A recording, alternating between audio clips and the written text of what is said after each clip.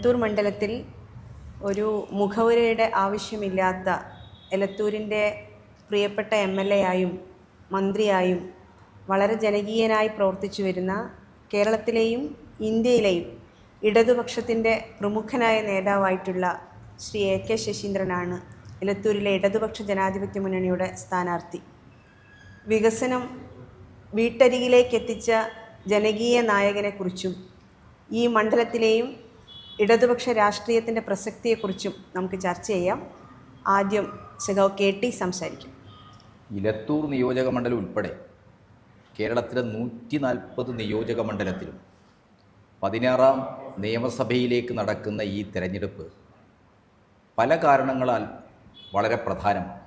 കേരളത്തിലെ ജനങ്ങളെയും ഇടതുപക്ഷത്തെയും സംബന്ധിച്ചിടത്തോളം ഇതൊരു ജീവൻ മരണ പോരാട്ടമാണ്. കേരളം നേടിയെടുത്ത സാമൂഹ്യവും ക്ഷേമ വികസനപരവുമായിട്ടുള്ള സർവ്വ നേട്ടങ്ങളും സംരക്ഷിക്കണമെങ്കിൽ ഇടതുപക്ഷത്തിന് ഭരണത്തുടർച്ച ഉണ്ടാവണം എന്നുള്ളതാണ്.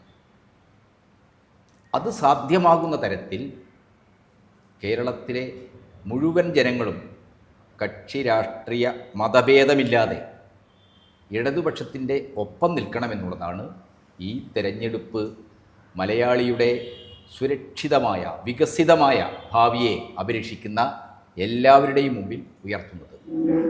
ഇലത്തൂർ നിയോജക മണ്ഡലം എന്ന് പറയുന്നത് ഇടതുപക്ഷത്തെ സംബന്ധിച്ചിടത്തോളം ചരിത്രപരമായി തന്നെ വലിയ സ്വാധീനമുള്ള ഒരു മണ്ഡലമാണ്. ഈ മണ്ഡലത്തെ പ്രതിനിധീകരിക്കുകയും കേരളത്തിൽ ക്യാബിനറ്റിൽ പിണറായി വിജയൻ മന്ത്രിസഭയിൽ പ്രധാനപ്പെട്ട പങ്ക് വഹിക്കുകയും ചെയ്ത ആളാണ് ഇവിടെ സ്ഥാനാർത്ഥിയായി മത്സരിക്കുന്ന ശ്രീ AK ശശീന്ദ്രൻ. AK ശശീന്ദ്രനിലേക്ക് നമ്മൾ പോകുമ്പോൾ 1975 അടിയന്തരാവസ്ഥയും ശ്രീമതി ഇന്ദിരാഗാന്ധിയുടെ നേതൃത്വത്തിൽ ഇന്ത്യൻ നാഷണൽ കോൺഗ്രസ് എത്തപ്പെട്ട അപജയം അത് ഒരു സ്വേച്ഛാധിപത്യ കാലഘട്ടത്തോട് കോൺഗ്രസിനകത്ത് തന്നെ അതിശക്തമായ പ്രതികരണമായി ഉയർന്നു വന്നു.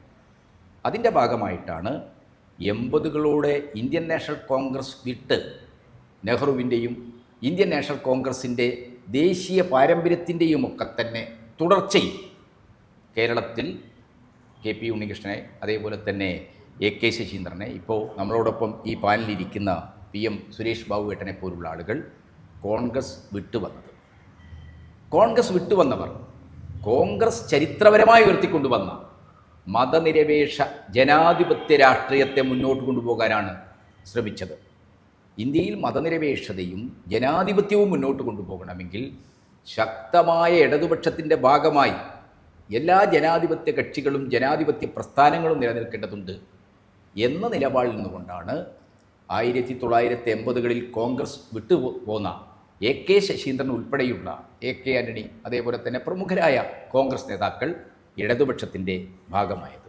പക്ഷേ 82 ആകുന്നതോടുകൂടി AK ആൻ്റണി ഉൾപ്പെടെയുള്ള ആളുകൾ കോൺഗ്രസ്സിലേക്ക് തിരിച്ചുപോയപ്പോഴും കോൺഗ്രസ് നേരത്തെ ഉയർത്തിപ്പിടിച്ചിരുന്ന നിലപാടുകളിൽ നിന്ന് കോൺഗ്രസ്സിന് സംഭവിച്ച വ്യതിയാനത്തെ മുൻനിർത്തി കോൺഗ്രസ്സിലേക്ക് തിരിച്ചു പോകാതെ ഇടതുപക്ഷത്തിൻ്റെ ഒപ്പം അടിയുറച്ചു നിന്ന രാഷ്ട്രീയ വ്യക്തിത്വമാണ് AK ശശീന്ദ്രൻ എന്ന് പറയുന്നത്. അപ്പോൾ അദ്ദേഹം ഇപ്പോൾ എലത്തൂർ നിയോജക മണ്ഡലത്തിൽ മത്സരിക്കുന്നത് ഇടതുപക്ഷ ജനാധിപത്യ മുന്നണിയുടെ സർക്കാരിനെ പ്രതിനിധീകരിച്ചാണ്. ഇടതുപക്ഷ ജനാധിപത്യ മുന്നണി കഴിഞ്ഞ 10 വർഷക്കാലം കൊണ്ട് ലോകത്തിന് തന്നെ മാതൃകയായിട്ടുള്ള വിശ്വോത്തരം എന്നൊക്കെ വിശേഷിപ്പിക്കാവുന്ന ഒരു വികസന മാതൃക സൃഷ്ടിച്ചു കഴിഞ്ഞിട്ടുണ്ട്. സർവ്വ മനുഷ്യരിലേക്കും ക്ഷേമം, നാടിൻ്റെ എല്ലാ മേഖലകളിലേക്കും വികസനം, ഇതായിരുന്നു ഇടതുപക്ഷത്തിൻ്റെ കാഴ്ചപ്പാട്. ആ കാഴ്ചപ്പാടിൻ്റെ അടിസ്ഥാനത്തിൽ കേരളം ഒരു വികസിത സമൂഹമായി എന്നത് മാത്രമല്ല, മറ്റ് വികസിത സമൂഹങ്ങൾക്ക് പോലും അസാധ്യമാണെന്ന് തോന്നുന്ന ബൃഹത്തായ ക്ഷേമ പദ്ധതികൾ 62 ലക്ഷം പേർക്ക് ക്ഷേമ പെൻഷൻ 2000 രൂപ വെച്ച് കൊടുക്കുന്നതുൾപ്പെടെയുള്ള ബൃഹത്തായ ക്ഷേമ പദ്ധതികൾ, സ്ത്രീ സുരക്ഷാ പദ്ധതികൾ ഇതെല്ലാം തന്നെ നടപ്പാക്കിക്കൊണ്ട് ആ കേരള മാതൃകയിൽ കേരള വികസന പദ്ധതിയിൽ പ്രധാനപ്പെട്ട സംഭാവന ഒരു മന്ത്രി എന്ന നിലക്ക് വഹിച്ച ആളാണ് AK ശശീന്ദ്രൻ. ഒറ്റക്കാര്യം കൂടി ഇതുമായിട്ട് സൂചിപ്പിക്കട്ടെ. AK ശശീന്ദ്രനും ഇടതുപക്ഷ ജനാധിപത്യ മുന്നണിയും കേരളത്തിലെ വനം വകുപ്പിൽ എടുത്ത നിലപാടുകൾ വളരെ പ്രധാനമാണ്. ഇവിടെ UDF അധികാരത്തിരുന്ന നാളുകളിൽ നമ്മളെല്ലാം നമ്മുടെ കാട് നഷ്ടപ്പെട്ടു പോകുന്നതിനെക്കുറിച്ച്, നമ്മുടെ കോഴിക്കോട് ജില്ലയിലെ തന്നെ ജീരകപ്പാറ, അതേപോലെ തന്നെ മുതുകാട്, കക്കയം ഇങ്ങനെയൊക്കെയുള്ള നിബിഡ വനങ്ങൾ വെട്ടിക്കൊണ്ടുപോവുകയായിരുന്നു. വനം മാഫിയകൾ കേരളത്തിൻ്റെ സാമൂഹ്യ രംഗത്ത് നമുക്ക് ആവശ്യമായിട്ടുള്ള അനിവാര്യമായിട്ടുള്ള വനമേഖല പോലും സർക്കാരിലുള്ള ഈ മാഫിയ സ്വാധീനം മൂലം വെട്ടിവെളിപ്പിക്കുന്ന അവസ്ഥയായിരുന്നു. എന്നാൽ കഴിഞ്ഞ 10 വർഷക്കാലം വനം വകുപ്പിൻ്റെ ഉത്തരവാദിത്തം വഹിച്ചിട്ടുള്ള മന്ത്രി കൂടിയാണ് ശ്രീ AK ശശീന്ദ്രൻ. കഴിഞ്ഞ 10 വർഷക്കാലം കേരളത്തിൽ ഏതെങ്കിലും ഒരു പശ്ചിമഘട്ട മേഖലയിൽ വനഭൂമിയായി ബന്ധപ്പെട്ട എന്തെങ്കിലും കയ്യേറ്റം, ഏതെങ്കിലും തരത്തിലുള്ള വനം കൊള്ളയുമായി ബന്ധപ്പെട്ട വാർത്ത നമ്മുടെ മുമ്പിലില്ല. ആ അർത്ഥത്തിൽ കേരളത്തിൽ സഖാവ് പിണറായി വിജയൻ ഗവൺമെൻറ്റിലെ വനം മന്ത്രി എന്ന നിലക്ക് വളരെ പ്രധാനപ്പെട്ട കർശനമായ വനസംരക്ഷണ നിലപാടുകൾ സ്വീകരിച്ച മന്ത്രിയാണ്.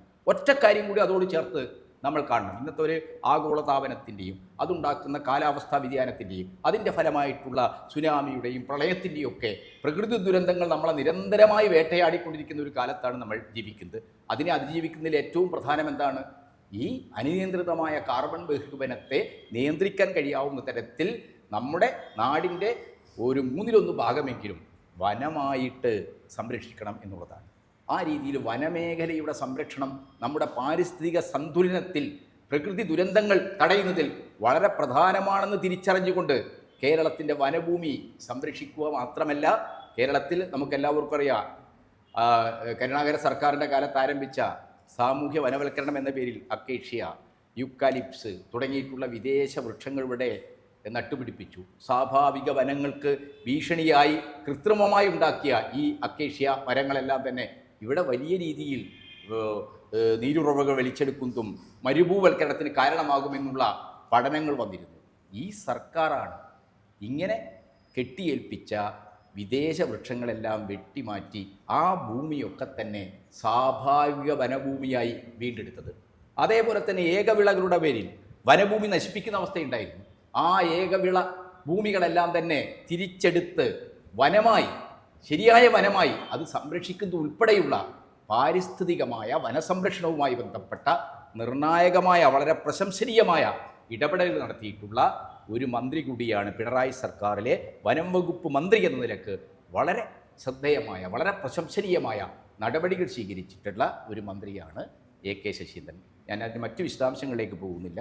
സുരേഷ് ബാബു ഏട്ടനും അതേപോലെ തന്നെ അബൂബക്കർ മാഷൊക്കെ തന്നെ ഈ അദ്ദേഹത്തിൻ്റെ കേരള സമൂഹത്തിലെയും രാഷ്ട്രീയത്തിലെയും രാഷ്ട്രീയമായ സംഭാവനകളെക്കുറിച്ച് വളരെയേറെ സംസാരിക്കാനുണ്ടാവും. ഒരു ആദ്യഘട്ടം എന്ന നിലയ്ക്ക് ഈ കാര്യങ്ങളിൽ ഞാൻ അവസാനിപ്പിക്കുകയാണ്. കേട്ടി പറഞ്ഞു നിർത്തിയത് രാഷ്ട്രീയമായി AK ശശീന്ദ്രൻ എന്ന രീതിയിൽ നമ്മുടെ സ്ഥാനാർത്ഥി എന്ന നിലയിൽ അദ്ദേഹത്തിൻ്റെ പ്രാധാന്യത്തെ സംബന്ധിച്ചാണ് പറഞ്ഞത്. 1980 ഇടതുപക്ഷ ജനാധിപത്യ മുന്നണിയുമായി ചേർന്ന് നിന്നുകൊണ്ട് കോൺഗ്രസിലെ ഒരു വിഭാഗം ആൻ്റണി കോൺഗ്രസ് എന്ന രീതിയിൽ കടന്നു വരികയും പക്ഷേ 2 കൊല്ലം കൊണ്ട് ആൻ്റണിയും ഉമ്മൻചാണ്ടിയെല്ലാം തിരിച്ചു പോവുകയും ചെയ്തപ്പോഴും AC ഷൺമുഖദാസിൻ്റെ നേതൃത്വത്തിലുള്ള AK ശശീന്ദ്രനൊക്കെ ഉള്ള ഒരു വിഭാഗമാണ് ഇടതുപക്ഷ ജനാധിപത്യ മുന്നണിയിൽ ഉറച്ചു നിന്നത്. ആ NCP എന്ന രീതിയിൽ അവർ രൂപീകരിച്ച ശേഷം എത്രയോ രാഷ്ട്രീയമായ ചാഞ്ചാട്ടങ്ങളുടെ വേദികൾ നമ്മൾ കണ്ടു. ദേശീയ അടിസ്ഥാനത്തിൽ തന്നെ ശരത് പവാർ അഖിലേന്ത്യാ നേതാവ് എന്ന നിലക്കുള്ള അദ്ദേഹത്തിൻ്റെ രാഷ്ട്രീയ ഇടപെടലുകളും കാര്യങ്ങളൊക്കെ വെച്ചുകൊണ്ട് വളരെയധികം പല ഘട്ടങ്ങളിലും നമ്മുടെ ദേശീയ രാഷ്ട്രീയം വന്നിട്ടുണ്ട്. പക്ഷെ അപ്പോഴെല്ലാം ഇടതുപക്ഷ ജനാധിപത്യ മുന്നണിയോട് ചേർന്ന് നിൽക്കുന്നതിൽ നമ്മുടെ സ്ഥാനാർത്ഥി AK ശശീന്ദ്രൻ വഹിച്ച പങ്ക് നമുക്ക് മറക്കാൻ കഴിയില്ല. എല്ലാ കാലത്തും ഇടതുപക്ഷത്തിൻ്റെ ശക്തനായ വക്താവായിട്ട് അദ്ദേഹത്തിന് നിൽക്കാൻ കഴിഞ്ഞു.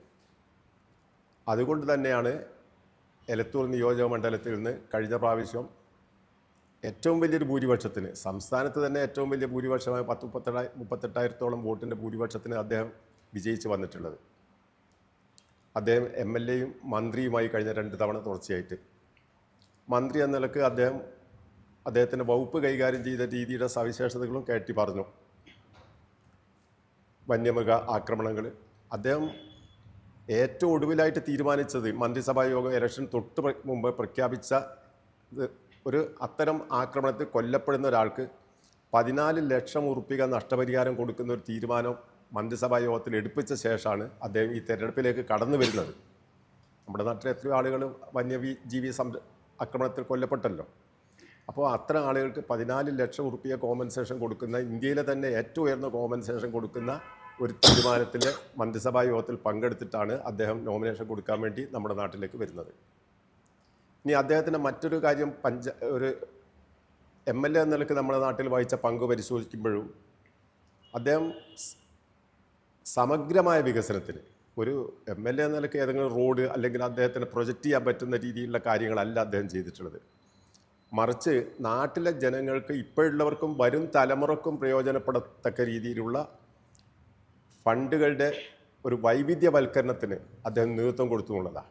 റോഡുകളുണ്ട്, ആസ്പത്രി കെട്ടിടങ്ങളുണ്ട്, അതേപോലെ തന്നെ ടൂറിസം വർദ്ധിപ്പിക്കത്തക്ക വിധത്തിലുള്ള ഫണ്ട് വിതരണം നടത്തിയിട്ടുണ്ട്. സ്പോർട്സിൻ്റെ മേഖലയ്ക്ക് നല്ല പ്രാധാന്യം കൊടുത്തിട്ട് ഫണ്ട് കൊടുത്തിട്ടുണ്ട്. അതിൽ ഏറ്റവും പ്രധാനപ്പെട്ടത് ഇപ്പോൾ കാക്കൂർ പഞ്ചായത്തിൽ ഒരു സ്റ്റേഡിയം എന്ന് പറഞ്ഞാൽ ഒരു അന്താരാഷ്ട്ര സ്റ്റേഡിയത്തിൻ്റെ വലുപ്പത്തിൽ അപ്പോൾ എടുക്കുന്നത്. 6 ഏക്കർ ഭൂമി അവരെടുത്തിരിക്കുന്നത് കാക്കൂർ പഞ്ചായത്തിൽ. ഇടതുപക്ഷ ഭരണമുള്ളപ്പോഴാണ് എടുത്തത്. 9.5 കോടി. അതിന് 9.5 കോടി രൂപ സ്റ്റേഡിയത്തിന്. 9.5 കോടി. 9.5 കോടി ഉറുപ്പിക ആ സ്റ്റേഡിയത്തിന് കൊടുത്തിട്ടുണ്ട്. നമ്മുടെ നാട്ടിൽ എനിക്ക് തോന്നുന്നില്ല കോഴിക്കോട് ജില്ലയിൽ പിന്നെ അത്രയും വലിയ ഒരു 6 ഏക്കർ ഉള്ളൊരു സ്റ്റേഡിയം ഒന്നും ഉണ്ടാവുമെന്ന് തോന്നുന്നില്ല. ആ രീതിയിലെ കാഴ്ചപ്പാടോട് കൂടിയാണ് അദ്ദേഹത്തിൻ്റെ വികസന പ്രവർത്തനങ്ങൾക്ക് നേതൃത്വം കൊടുത്തിട്ടുള്ളത്. അതെല്ലാ ഭാഗത്തും എത്തത്തക്ക വിധത്തിൽ ഭരണപക്ഷം പ്രതിപക്ഷം നോക്കിയിട്ടില്ല. UDFകാരായുള്ള പഞ്ചായത്ത് പ്രസിഡന്റുമാരോ മെമ്പർമാരോ ഉള്ള വാർഡുകളിലടക്കം അത് എത്തിക്കുന്ന കാര്യത്തിൽ അദ്ദേഹം വളരെയധികം നിഷ്കർഷ പാലിച്ചിട്ടുണ്ട്. കാരണം ഫണ്ട് ജനങ്ങളുടേതാണ്, അതെല്ലാ ഭാഗത്തും എത്തേണ്ടതാണെന്നുള്ള ജനാധിപത്യപരമായ രീതി അദ്ദേഹം ഇക്കാര്യത്തിലൊക്കെ പ്രവർത്തിച്ചിട്ടുണ്ട്. ബാക്കി കാര്യങ്ങൾ പഞ്ചായത്ത് പ്രസിഡന്റ് നിലക്ക് ഷീബയും അദ്ദേഹത്തിൻ്റെ രാഷ്ട്രീയമായിട്ടുള്ള എല്ലാ കാലത്തും അദ്ദേഹത്തോടൊപ്പം പ്രവർത്തിച്ചിട്ടുള്ള അഡ്വക്കേറ്റ് സുരേഷ് ബാബു ഒക്കെ അക്കാര്യങ്ങൾ പറയും. ശ്രീ KT ഇവിടെ സൂചിപ്പിച്ചിട്ടുള്ള ആ ഒരു രാഷ്ട്രീയ പ്രാധാന്യം, ആ രാഷ്ട്രീയ പ്രാധാന്യം അത് കേവലം കേരളത്തിൻ്റെ പരിധിക്കുള്ളിൽ മാത്രം ഒതുങ്ങുന്നതല്ല. ഈ കേരളത്തിൻ്റെ രാഷ്ട്രീയ തത്വചിന്ത ഇന്ത്യ രാജ്യത്തിൻ്റെ പൊതുമുഖത്തേക്ക് നമുക്ക് വ്യാപിപ്പിക്കേണ്ടതുണ്ട് എന്നതാണ് ഒരു യാഥാർത്ഥ്യം. അത് രാഷ്ട്രീയപരമായ കാര്യങ്ങളും ഇന്ത്യൻ ജനാധിപത്യത്തിൻ്റെയും ഇന്ത്യയുടെ ഭരണഘടനാ സംരക്ഷണ ഭാഗത്തിൻ്റെയും ഭാഗമായിട്ടുള്ള കുറേ കാര്യങ്ങളാണ്.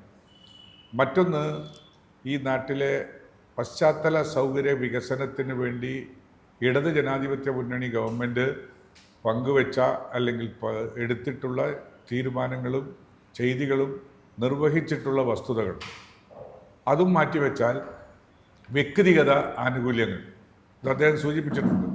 62 ലക്ഷത്തോളം വരുന്ന സാധാരണക്കാരായ ജനങ്ങൾക്ക് 2000 രൂപ വെച്ചുള്ള ക്ഷേമ പെൻഷൻ തുടങ്ങി അങ്ങോട്ട് മുകളിലോട്ട് ഒരുപാട് കാര്യങ്ങൾ.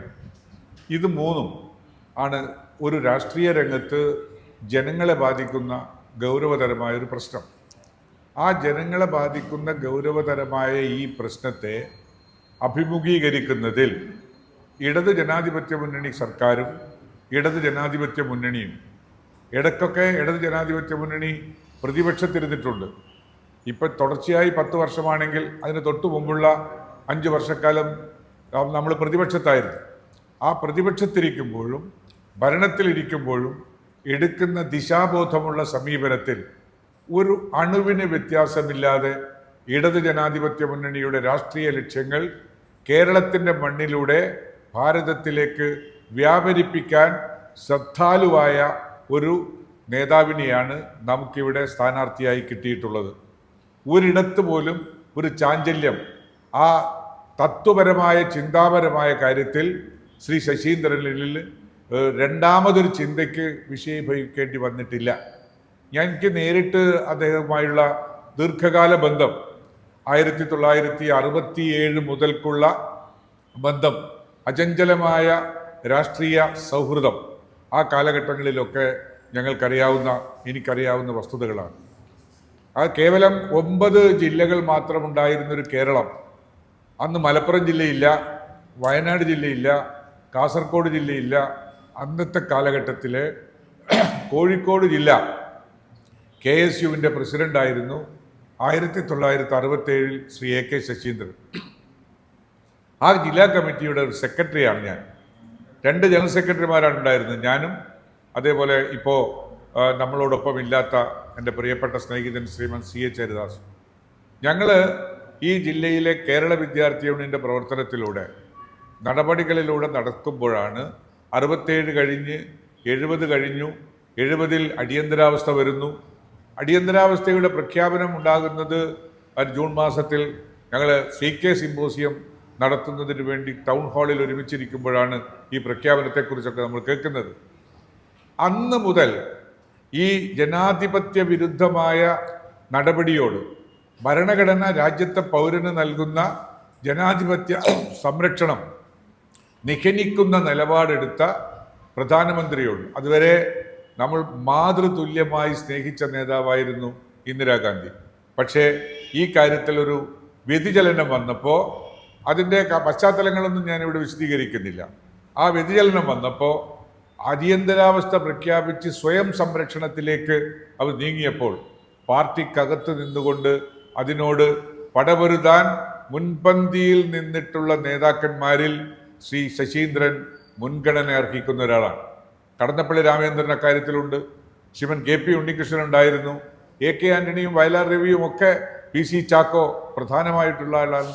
ഇവരൊക്കെ ഞങ്ങൾ ഒരുമിച്ചുള്ളതാണ്. ഞങ്ങളൊക്കെ കുറച്ചുകൂടി ജൂനിയേഴ്സ് ആയിട്ടുള്ള അല്ലെങ്കിൽ വിദ്യാർത്ഥികൾ മാത്രമായിരിക്കുന്ന ആളുകളാണ്.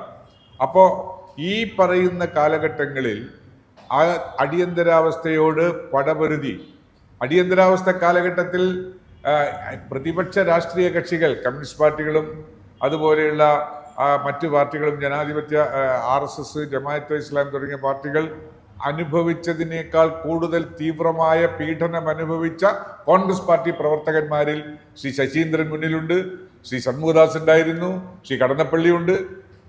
ഈ ഞാനും അടക്കമുള്ള ആളുകൾ എത്രയോ പോലീസിന്റെ തല്ല്, എത്രയോ ജയിൽവാസങ്ങളൊക്കെ അന്ന് അനുഭവിക്കേണ്ടി വന്നിട്ടുള്ള ഒരു കാലഘട്ടമുണ്ട്. അടിയന്തരാവസ്ഥ കാലത്ത് കോൺഗ്രസ് ആയിരിക്കുന്ന കാലത്ത് ഉണ്ടായിട്ടുള്ള കാര്യങ്ങളാണ് ഞാൻ പറയുന്നത്. അപ്പൊ അന്ന് എതിർത്ത് 77-ലെ തെരഞ്ഞെടുപ്പിൽ ഇന്ദിരാഗാന്ധി കൂട്ടരും പരാജയപ്പെട്ടു. തെരഞ്ഞെടുപ്പ് വന്നു, അത് പരാജയപ്പെട്ടപ്പോൾ പാർട്ടിക്കകത്ത് തിരുത്തലുകൾ ഉണ്ടാകണം എന്ന ആവശ്യം ഞങ്ങൾ ഉന്നയിച്ചു. ആ ടീം ഉന്നയിച്ചു. ശശീന്ദ്രനും കടന്നപ്പള്ളിയൊക്കെ അതിൻ്റെ മുൻപന്തിയിലെ നേതാക്കന്മാരാണ്. ഞങ്ങൾ ഉന്നയിച്ച് ആ സമയത്ത് ആ പാർട്ടിക്കകത്തുള്ള തിരുത്തലിനോട് എതിർപ്പ് പ്രകടിപ്പിച്ച് ശ്രീമതി ഇന്ദിരാഗാന്ധി ഒരു പുതിയ പാർട്ടി ഉണ്ടാക്കി. 78 ജനുവരി 1-ാം തീയതി പുതിയൊരു പാർട്ടി ഉണ്ടാക്കുകയാണ് അവർ. ആ പാർട്ടിയിൽ ഞങ്ങളാരും പോയില്ല. ഞങ്ങളെല്ലാം പഴയ കോൺഗ്രസ് പാർട്ടിയിൽ ഇന്ദിരാഗാന്ധി ഇല്ലാത്ത പാർട്ടിയിലാണ് നിന്നത്. അത് കഴിഞ്ഞ് അങ്ങനെ വന്ന് പാലക്കാട്ട് വെച്ച് യൂത്ത് കോൺഗ്രസിന്റെ നേതൃത്വത്തിലുള്ള ഒരു ക്യാമ്പ് നടത്തി. ആ ക്യാമ്പിന്റെ ചുക്കാൻ പിടിച്ചത്, പ്രമേയങ്ങൾ ഡ്രാഫ്റ്റ് ചെയ്തത്, എഴുതി തയ്യാറാക്കിയത് ആശയപരമായി അന്ന് ഇന്നിപ്പം ഒപ്പമില്ലാത്ത ശ്രീ K ശങ്കരനാരായണ പിള്ള എന്ന് പറയുന്ന ഇടതുപക്ഷ ജനാധിപത്യ മുന്നണിയിലെ ഗവൺമെന്റിലെ ഒരു മന്ത്രിയായിരുന്ന ശ്രീ K ശങ്കരനാരായണ പിള്ളയും ശ്രീമൻ AK ശശീന്ദ്രനുമാണ് പാലക്കാട്ട് വാസവി കല്യാണ മണ്ഡപം എന്ന ഒരു അന്നത്തെ ചെറിയ ഹാളിൽ പ്രമേയം എഴുതിയുണ്ടാക്കി. എന്താണ് പറഞ്ഞതെന്നറിയാമോ? ആ പ്രമേയത്തിന്റെ ശില്പം എന്താണ്? ഈ രാജ്യത്ത് ജനാധിപത്യ സംരക്ഷണത്തിന് ഇടതുപക്ഷ രാഷ്ട്രീയത്തെ മുന്നിൽ കൊണ്ടുവരണം, ഇടതുപക്ഷ രാഷ്ട്രീയം മുന്നിലുണ്ടാകണം. ഈ കോൺഗ്രസിന് ഭരണഘടനാപരമായ മൂല്യങ്ങൾ സംരക്ഷിക്കുന്നതിൽ താല്പര്യം ഉണ്ടാകുന്നതോടൊപ്പം തന്നെ രാജ്യത്തെ സാമ്പത്തിക കുത്തകളെ നിയന്ത്രിക്കുന്നതിന് ആവശ്യമായ സാമ്പത്തിക നിയന്ത്രണങ്ങൾ ഏർപ്പെടുത്തുന്നതിൽ കോൺഗ്രസ് പരാജയപ്പെടുന്നു എന്ന് യൂത്ത് കോൺഗ്രസ് കുറ്റപ്പെടുത്തി. അങ്ങനെ ഈ നാട്ടിലെ പാവപ്പെട്ടവർക്കും സാധാരണക്കാർക്കും ഗുണപരമായ കാര്യങ്ങൾ ചെയ്തു തീർക്കണമെങ്കിൽ ഇടത് ജനാധിപത്യ രാഷ്ട്രീയത്തെ മുറുകെ പിടിച്ച് മുന്നോട്ട് കൊണ്ടുവരണമെന്ന പ്രമേയം ഐകകണ്ഠ്യേന യൂത്ത് കോൺഗ്രസിന്റെ കമ്മിറ്റി പാസാക്കി. പിന്നീടത് ഈ പറയുന്ന KPCCയിൽ കൊണ്ടുവന്നു. KPCCയിൽ ചില ഭേദഗതികളോടെ അത് പാസാക്കിയെടുക്കാൻ കഴിഞ്ഞിട്ടുണ്ടായിരുന്നു. അന്ന് ഇന്ദിരാഗാന്ധി പാർട്ടിയിലില്ല. ആ പ്രമേയത്തിന്റെ കോപ്പിയുമായി തിരുവനന്തപുരത്ത് ശ്രീമാൻ AK ആന്റണിയല്ല, അന്ന് ശ്രീ PC ചാക്കോ, ശ്രീ AK ശശീന്ദ്രൻ, ശ്രീ കടന്നപ്പള്ളി, ശ്രീമൻ വയലാർ രവി ഇവരെല്ലാം പോയി അന്ന് CPM-ന്റെ ജനറൽ സെക്രട്ടറി ആയിരിക്കുന്ന സഖാവ് EMS-നെ പോയി കാണുകയാണ്. EMS-നെ അവർ പോയി കണ്ടു. ആ ഹൗസിംഗ് ബോർഡിന്റെ പിറകിലുള്ള ഒരു ശാന്തി നഗർ, അവിടെയാണ് സഖാവ് EMS താമസിക്കുന്നത്.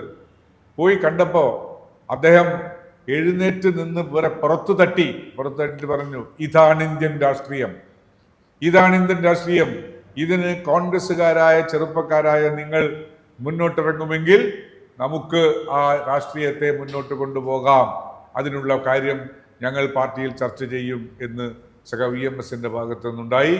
തുടർന്നുള്ള കാലഘട്ടങ്ങളിലാണ് 80-ലെ ഒരു പുതിയ രാഷ്ട്രീയ പരീക്ഷണം നടക്കുന്നത്. പിന്നീട് അങ്ങോട്ട് 80-ന് ശേഷം 95 കാലഘട്ടമൊക്കെ ഞാൻ പിന്നെ വിശദീകരിക്കാൻ നമുക്ക് സെക്കൻഡ് ടൈം ഉണ്ടെങ്കിൽ ഞാൻ പറയാം. 95 ഞാനടക്കമുള്ള ആളുകൾ തിരികെ പോയപ്പോഴും ഈ നാട്ടിൽ എന്നോടൊക്കെ നേരിട്ട് പറഞ്ഞതാണ്, താനൊക്കെ എടുക്കുന്ന ഈ രാഷ്ട്രീയ തീരുമാനം ഭാവിയിൽ തിരുത്തേണ്ടി വരുന്നൊരു തീരുമാനമാണ്.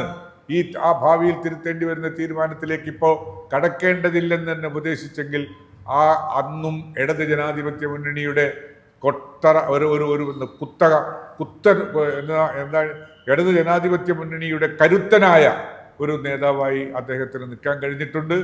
ആശയപരമായി, ആദർശപരമായി ഒരു തരത്തിലുമുള്ള വിട്ടുവീഴ്ചയ്ക്ക് തയ്യാറാകാത്ത കേരളത്തിൻ്റെ രാഷ്ട്രീയത്തിന് അനുയോജ്യനായ ഒരു നേതാവായ ശ്രീ ശശീന്ദ്രനെയാണ് നമുക്കിവിടെ സ്ഥാനാർത്ഥിയായി കിട്ടിയിട്ടുള്ളത്. അദ്ദേഹത്തിന് എന്തെല്ലാം വീഴ്ചകളും കുറവുകളും ഉണ്ടായാലും ഇടത് ജനാധിപത്യ മുന്നണിയുടെ രാഷ്ട്രീയം പ്രോജ്വലമായി ഭാരതത്തിലെയും കേരളത്തിലെയും ജനങ്ങളിലേക്ക് വ്യാപിപ്പിക്കുന്നതിന് അദ്ദേഹത്തിൻ്റെ സാന്നിധ്യം നിയമസഭയ്ക്ക് അകത്തുണ്ടാകണം. നിയമസഭയ്ക്ക് അകത്തുണ്ടാകുമ്പോൾ ഉണ്ടാകുന്ന ആ പ്രോജ്വലമായ ദിനത്തിനു വേണ്ടി ഏപ്രിൽ 9-ാം തീയതി നടക്കുന്ന തിരഞ്ഞെടുപ്പിൽ കാഹളം മുഴക്കുന്ന മനുഷ്യൻ എന്ന ചിഹ്നത്തിൽ, അതൊരു പുതിയ ചിഹ്നമാണ്, കാഹളം മുഴക്കുന്ന ചിഹ്നം കേരളത്തിൽ പൊതുവെ പരിചയമില്ലാത്തൊരു ചിഹ്നമാണ്. ആ ചിഹ്നത്തിൽ വോട്ട് രേഖപ്പെടുത്തി അദ്ദേഹത്തെ വിജയിപ്പിക്കുന്നതിന് ആവശ്യമായ നടപടികൾ ഏത് പൗരനെടുത്താലും അത് ആ പൗരന്റെ ധാർമ്മികവും മഹത്വരവുമായ ഒരു തീരുമാനം മാത്രമായിരിക്കും. അതൊരു വ്യക്തിഗതമായ സ്വാർത്ഥ ചിന്തയായിരിക്കില്ല എന്ന് ഞാൻ കരുതുകയാണ്. ഇതിൽ ഇപ്പോൾ ഇവിടെ സംസാരിക്കപ്പെട്ടതെല്ലാം നമ്മുടെ ദേശീയ രംഗത്തും കേരള രാഷ്ട്രീയ രംഗത്തുമുള്ള ഒരു ഇടതുപക്ഷത്തിൻ്റെ കരുത്തനായ പ്രതിനിധി, ഇടതുപക്ഷ രാഷ്ട്രീയം ഉയർത്തിപ്പിടിക്കുന്ന ഒരാൾ ഏത് പ്രതിസന്ധി ഘട്ടത്തിലും രാജ്യം വർഗീയ ഫാസിസ്റ്റ്വാദികളുടെ പിടിയിൽ അകപ്പെടുന്ന സമയത്തും ഇടതുപക്ഷത്ത് അടിയുറച്ചു നിൽക്കുന്ന ഒരാൾ എന്നുള്ള നിലയിലാണ്. അങ്ങനെ ചർച്ച ചെയ്യപ്പെടുമ്പോഴും ഈ മണ്ഡലത്തിൽ താമസിക്കുന്ന ആളുകൾ ചർച്ച ചെയ്യുന്നുണ്ടാവുക കക്ഷി രാഷ്ട്രീയത്തിൻ്റെ അതിർവരമ്പുകളില്ലാതെ ജനകീയമായി ഇടപെടുന്ന ഒരു പൊതുപ്രവർത്തകനെയാണ് ഇവിടുത്തെ ജനങ്ങൾക്ക് അനുഭവിക്കാൻ കഴിഞ്ഞിട്ടുള്ളത്. ഇവിടെ മന്ത്രിസഭാംഗമായിട്ടും MLA എന്നുള്ള നിലയിലും എല്ലാം AKSന്റെ പ്രവർത്തനം അടുത്തറിഞ്ഞിട്ടുള്ള ആളുകളാണ് ഈ മണ്ഡലത്തിലുള്ള ആളുകൾ. അങ്ങനെ നോക്കുമ്പോൾ ഇടതുപക്ഷത്തിൻ്റെ ഒരു വക്താവായിരിക്കുമ്പോഴും ഏത് രാഷ്ട്രീയ കക്ഷിയിൽപ്പെട്ട ആളുകൾക്കും ഏത് സമയവും സമീപിക്കാവുന്ന, മന്ത്രിയുടെ പേഴ്സണൽ ഫോണിലേക്ക് ഏത് വ്യക്തിക്കും വിളിക്കാവുന്ന, പ്രയാസങ്ങൾ പറയാവുന്ന, പോയി കാണാവുന്ന അങ്ങനെ ഒരു ജനകീയനായ പൊതുപ്രവർത്തകനാണ്. ഫണ്ട് വിനിയോഗം പരിശോധിച്ചാലും നേരത്തെ അബൂബക്കർ മാഷ് പറഞ്ഞതുപോലെ നമുക്കത് ബോധ്യപ്പെടും. ഭരിക്കുന്ന പഞ്ചായത്ത് ഏതാണ്, വാർഡ് മെമ്പർ ഏതാണ്, അവരുടെ രാഷ്ട്രീയ പാർട്ടി ഏതാണ് എന്ന് നോക്കിയിട്ടല്ല ഇവിടുത്തെ വികസന പദ്ധതികൾ ഓരോന്നും. ഏത് രാഷ്ട്രീയ കക്ഷി ഭരിച്ചിരുന്നാലും ആര് മെമ്പറായിരുന്നാലും ആ പ്രദേശത്തിൻ്റെ വികസനത്തിന് അത് ജനകീയമായ ഒരു ആവശ്യമാണെങ്കിൽ കേരള നിയമസഭയിൽ പ്രതിനിധീകരിക്കുന്ന ഒരു അംഗം എന്നുള്ള നിലയിൽ, ജനാധിപത്യ ബോധം ഉയർത്തിപ്പിടിക്കുന്ന ഒരാൾ എന്നുള്ള നിലയിൽ ഞാനത് ചെയ്യേണ്ടതാണ്, എനിക്ക് എൻ്റെ പങ്കതിൽ വേണ്ടതാണ് എന്ന് പ്രകടിപ്പിക്കുന്ന നിലയിലാണ് ഇവിടുത്തെ വികസന പ്രവർത്തനങ്ങളെല്ലാം കാണാൻ കഴിയുക. മാത്രമല്ല ഇടതുപക്ഷ ജനാധിപത്യ മുന്നണി ഉയർത്തിക്കാണിക്കുന്ന നവകേരളം എന്നൊരു കൺസെപ്റ്റിനെ അടിസ്ഥാനപ്പെടുത്തിയുള്ള വികസന കാഴ്ചപ്പാട് ഏറ്റവും ജനകീയമായി ഏറ്റവും സാധാരണ ജനങ്ങൾ ആശ്രയിക്കുന്ന സർക്കാർ സംവിധാനത്തിലുള്ള പൊതുസേവന കേന്ദ്രങ്ങളുടെ നിലവാരം മെച്ചപ്പെടുന്നത്, അത് വലിയ നിലയിൽ പരിശ്രമിച്ചിട്ടുള്ളതായി ഈ മണ്ഡലത്തിൻ്റെ MLA എന്നുള്ള നിലയിൽ AKS ആ നിലയിൽ പ്രവർത്തിച്ചതായി നമുക്ക് കാണാൻ വേണ്ടി കഴിയും. ഇപ്പോൾ ഈ പിണറായി ഗവൺമെൻറ് അധികാരത്തിൽ വന്നതിന് ശേഷമാണ് ജനകീയ ആരോഗ്യ കേന്ദ്രങ്ങളും പൊതുവിദ്യാലയങ്ങളും എല്ലാം ഇത്രത്തോളം ശക്തിപ്പെട്ടത്. എലത്തൂർ നിയോജക മണ്ഡലത്തിലെ പൊതു ആരോഗ്യ കേന്ദ്രങ്ങൾ ഓരോന്നും എടുത്ത് പരിശോധിച്ചാൽ നമുക്കതിൻ്റെ മാറ്റം പ്രകടമാവും. ഇപ്പം നമ്മൾ സംസാരിക്കുന്ന കക്കോടി രാജ്യത്തെ ഏറ്റവും മികച്ച പ്രാഥമികാരോഗ്യ കേന്ദ്രങ്ങളുടെ പട്ടികയിലാണ്. രാജ്യത്തെ ആദ്യത്തെ ആൻറ്റിബയോട്ടിക് സ്മാർട്ട് ആശുപത്രിയാണ്. രാജ്യത്തെ ആദ്യത്തെ ആൻറ്റിബയോട്ടിക് സ്മാർട്ട് പഞ്ചായത്ത് കക്കോടി ആവുന്നതിന് നിർണായകമായ പങ്ക് വഹിച്ചത് ആ കുടുംബാരോഗ്യ കേന്ദ്രമാണ്. കുടുംബാരോഗ്യ കേന്ദ്രം എന്നുള്ളൊരു കൺസെപ്റ്റ് ഇടതുപക്ഷ ജനാധിപത്യ മുന്നണി ഗവൺമെൻറ് മുന്നോട്ട് വെക്കുമ്പോൾ കക്കോടിയെ സംബന്ധിച്ചിടത്തോളം ഈ പൂനൂർ പുഴയുടെ ബണ്ട് ചോർച്ചയുമായി ബന്ധപ്പെട്ട് ആ പ്രളയകാലത്ത് കക്കോടി ബസാർ മുഴുവനായി മുങ്ങിപ്പോവുകയും കക്കോടി പഞ്ചായത്തിൻ്റെ പ്രാഥമിക ആരോഗ്യ കേന്ദ്രം പൂർണ്ണമായി തന്നെ അതിൻ്റെ ഉപകരണങ്ങളും കെട്ടിടങ്ങളും എല്ലാം ഉപയോഗശൂന്യമായി നശിക്കുകയും ചെയ്തിരുന്നു. എന്നാൽ നമ്മുടെ മന്ത്രിസഭ അംഗം എന്നുള്ള നിലയിൽ മുഖ്യമന്ത്രിയുടെ ഓഫീസിനെ ഇടപെടിക്കുന്നതിന്, മുഖ്യമന്ത്രിയുടെ ഓഫീസ് തന്നെ മുൻകൈയെടുത്ത് ചെന്നൈ അപ്പോളോ ഹോസ്പിറ്റലുമായി സംസാരിക്കുന്നതിന്, നമ്മളൊരു പ്രൈവറ്റ് പാർട്ടിസിപ്പേഷൻ്റെ മാതൃക എത്രയോ കാലമായി തദ്ദേശ സ്വയംഭരണ സ്ഥാപനങ്ങൾക്കെല്ലാം നമ്മൾ ക്ലാസ് കൊടുക്കുന്നു. പ്രൈവറ്റ് പാർട്ടിസിപ്പേഷൻ ഉറപ്പുവരുത്തണം, പബ്ലിക് പ്രൈവറ്റ് പാർട്ടിസിപ്പേഷൻ നിലയിലുള്ള വികസനം സാധ്യമാവണം എന്നുള്ള നിലയിലുള്ള ചർച്ച നടക്കുന്നുണ്ട്. നമുക്ക് ആർക്കും ഒരു പഠന വിഷയമാക്കാൻ കഴിയാവുന്ന നിലയിലാണ് ചെന്നൈ അപ്പോളോ ഹോസ്പിറ്റലിൻ്റെ സഹായത്തോടു കൂടി 3.25 കോടി രൂപ ചെലവഴിച്ചുകൊണ്ട് മനോഹരമായ കെട്ടിടം, നമ്മളൊരു ആശുപത്രി കെട്ടിടം എന്നുള്ളത് കേരളം കണ്ടിട്ടില്ലാത്തൊരു മാതൃകയിൽ ആരോഗ്യ വകുപ്പ് മന്ത്രി അന്ന് ശൈലജ ടീച്ചറാണ്. ശൈലജ ടീച്ചറുടെ ഓഫീസെല്ലാം ആശുപത്രിക്ക് അകത്ത് വരുത്തേണ്ടുന്ന നവീനമായ മാർഗങ്ങളെ സംബന്ധിച്ച് വളരെ ഗൗരവമായി ചർച്ച ചെയ്യുന്നതിന് എല്ലാം ഇടയായി. അങ്ങനെ ആരോഗ്യ വകുപ്പിനെ, മുഖ്യമന്ത്രിയുടെ ഓഫീസിനെ എല്ലാം കേന്ദ്രീകരിച്ച് അങ്ങനെ ഒരു മാതൃകാ വികസനം സാധ്യമാക്കിയതിൻ്റെ നെടുനായകത്വം വഹിച്ചത് AKS ആണെന്നുള്ള കാര്യത്തിൽ സംശയമില്ല. രാജ്യത്തെ ആദ്യത്തെ ആൻറ്റിബയോട്ടിക് സ്മാർട്ട് ആശുപത്രിയായി ഇന്ന് ഒട്ടേറെ അംഗീകാരങ്ങളും അവാർഡുകളും വാങ്ങിയ കേന്ദ്ര ഗവൺമെൻറ്റിൻ്റെ തന്നെ നിരവധിയായിട്ടുള്ള പുരസ്കാരങ്ങൾ വാങ്ങിയിട്ടുള്ള സ്ഥാപനമാണ് കക്കോടി കുടുംബാരോഗ്യ കേന്ദ്രം. അതിൽ കക്കോടി മാത്രമല്ല, കൊളത്തൂര്, അതുപോലെ ചേളന്നൂരിലുള്ള ഹോമിയോ ആശുപത്രി, ഓരോ നമ്മുടെ മണ്ഡലത്തിലുള്ള എല്ലാ ആരോഗ്യ കേന്ദ്രങ്ങൾക്കും AKSൻ്റെ ഒരു മുദ്ര പതിഞ്ഞിട്ടുണ്ട് എന്നുള്ളത് വളരെ അഭിമാനാർഹം നമുക്ക് എടുത്തു കാണിക്കാവുന്നതാണ്. ഇങ്ങനെ കെട്ടിടം ഉണ്ടാക്കുക, അതിലേക്കുള്ള സൗകര്യങ്ങൾ സർക്കാർ കൊടുക്കുക, അതിന് വലിയ പങ്ക് വഹിക്കുക എന്നുള്ളത് മാത്രമല്ല, ഇത്തരം പങ്ക് വഹിച്ച് ഇത്തരം സ്ഥാപനങ്ങൾ മെച്ചപ്പെടുന്ന സമയത്ത് അവിടെയുള്ള ജീവനക്കാരെ വളരെ ഫലപ്രദമായി അവർക്ക് ഏറ്റവും കരുത്തായി കൂടെ നിന്ന് കൊടുക്കാൻ അദ്ദേഹം കാണിച്ചിട്ടുള്ള ഒരു മനസ്സ് എടുത്തു പറയേണ്ടതാണ്. ഞാനിപ്പോൾ ഇവിടെ കക്കോടി പഞ്ചായത്തിൻ്റെ പ്രസിഡന്റ് എന്നുള്ള നിലയിൽ കക്കോടി കുടുംബാരോഗ്യ കേന്ദ്രത്തിന് ദേശീയ അംഗീകാരങ്ങളും സംസ്ഥാന അവാർഡുകളും എല്ലാം വാങ്ങുന്ന സമയത്ത് നമ്മൾ പഞ്ചായത്ത് പ്രസിഡന്റ് ആശുപത്രിയിൽ പോവുക, ഡോക്ടർമാരെ അഭിനന്ദിക്കുക, അവിടുത്തെ ജീവനക്കാരെ അഭിനന്ദിക്കുക, കൂട്ടായ ഒരു പ്രവർത്തനത്തിന് നമ്മുടെ ഒരു സ്ഥാപനം, പഞ്ചായത്തിൻ്റെ ഒരു ഘടക സ്ഥാപനം എന്നുള്ള നിലയിൽ നമ്മളൊരു പങ്കുവയ്ക്കുക എന്നുള്ളതൊക്കെ നാട്ടിലെല്ലായിടത്തും നമ്മൾ കേൾക്കുന്നതാണ്, നമ്മളത് ചെയ്യുന്നതാണ്. പക്ഷെ മന്ത്രിയായിരുന്നിട്ട് കൂടി തൊട്ടടുത്ത സമയം തന്നെ, ഇവിടെ എത്താൻ കഴിയാവുന്ന തൊട്ടടുത്ത സമയത്ത് വരുന്നു, ജീവനക്കാരെ വിളിച്ച് അഭിനന്ദിക്കുന്നു, അവരോടൊപ്പം മധുരം പങ്കിടുന്നു. അത് വീണ്ടും വീണ്ടും ജനകീയ ആരോഗ്യ സംവിധാനത്തെ മെച്ചപ്പെടുത്തുന്നതിന്, ഇവിടെ വരുന്ന സാധാരണക്കാർക്ക് വേണ്ടിയുള്ള ആവശ്യം ഉന്നയിക്കുന്നതിന്, സാധാരണക്കാർക്ക് ഈ സർക്കാർ ആഗ്രഹിക്കുന്ന നിലയിലുള്ള ചികിത്സ കൊടുക്കുന്നതിനെല്ലാം ജീവനക്കാരെ വല്ലാതെ അത് ഉത്തേജിപ്പിച്ചിട്ടുണ്ട് എന്നാണ് എൻ്റെ വ്യക്തിപരമായ അനുഭവം. നമ്മൾ കേന്ദ്ര ഗവൺമെൻറ്റിൻ്റെ അംഗീകാരമൊക്കെ കിട്ടുമ്പം കേന്ദ്ര ഗവൺമെൻറ്റിൻ്റെ ഭാഗമായി നിൽക്കുന്ന പാർലമെൻറ്റ് മെമ്പർ ആ വഴിക്ക് പോലും വരുന്നില്ല എന്നുള്ളതൊരു വിമർശനാത്മകമായി പലപ്പോഴും നമ്മൾ കണ്ടിട്ടുള്ളതാണ്.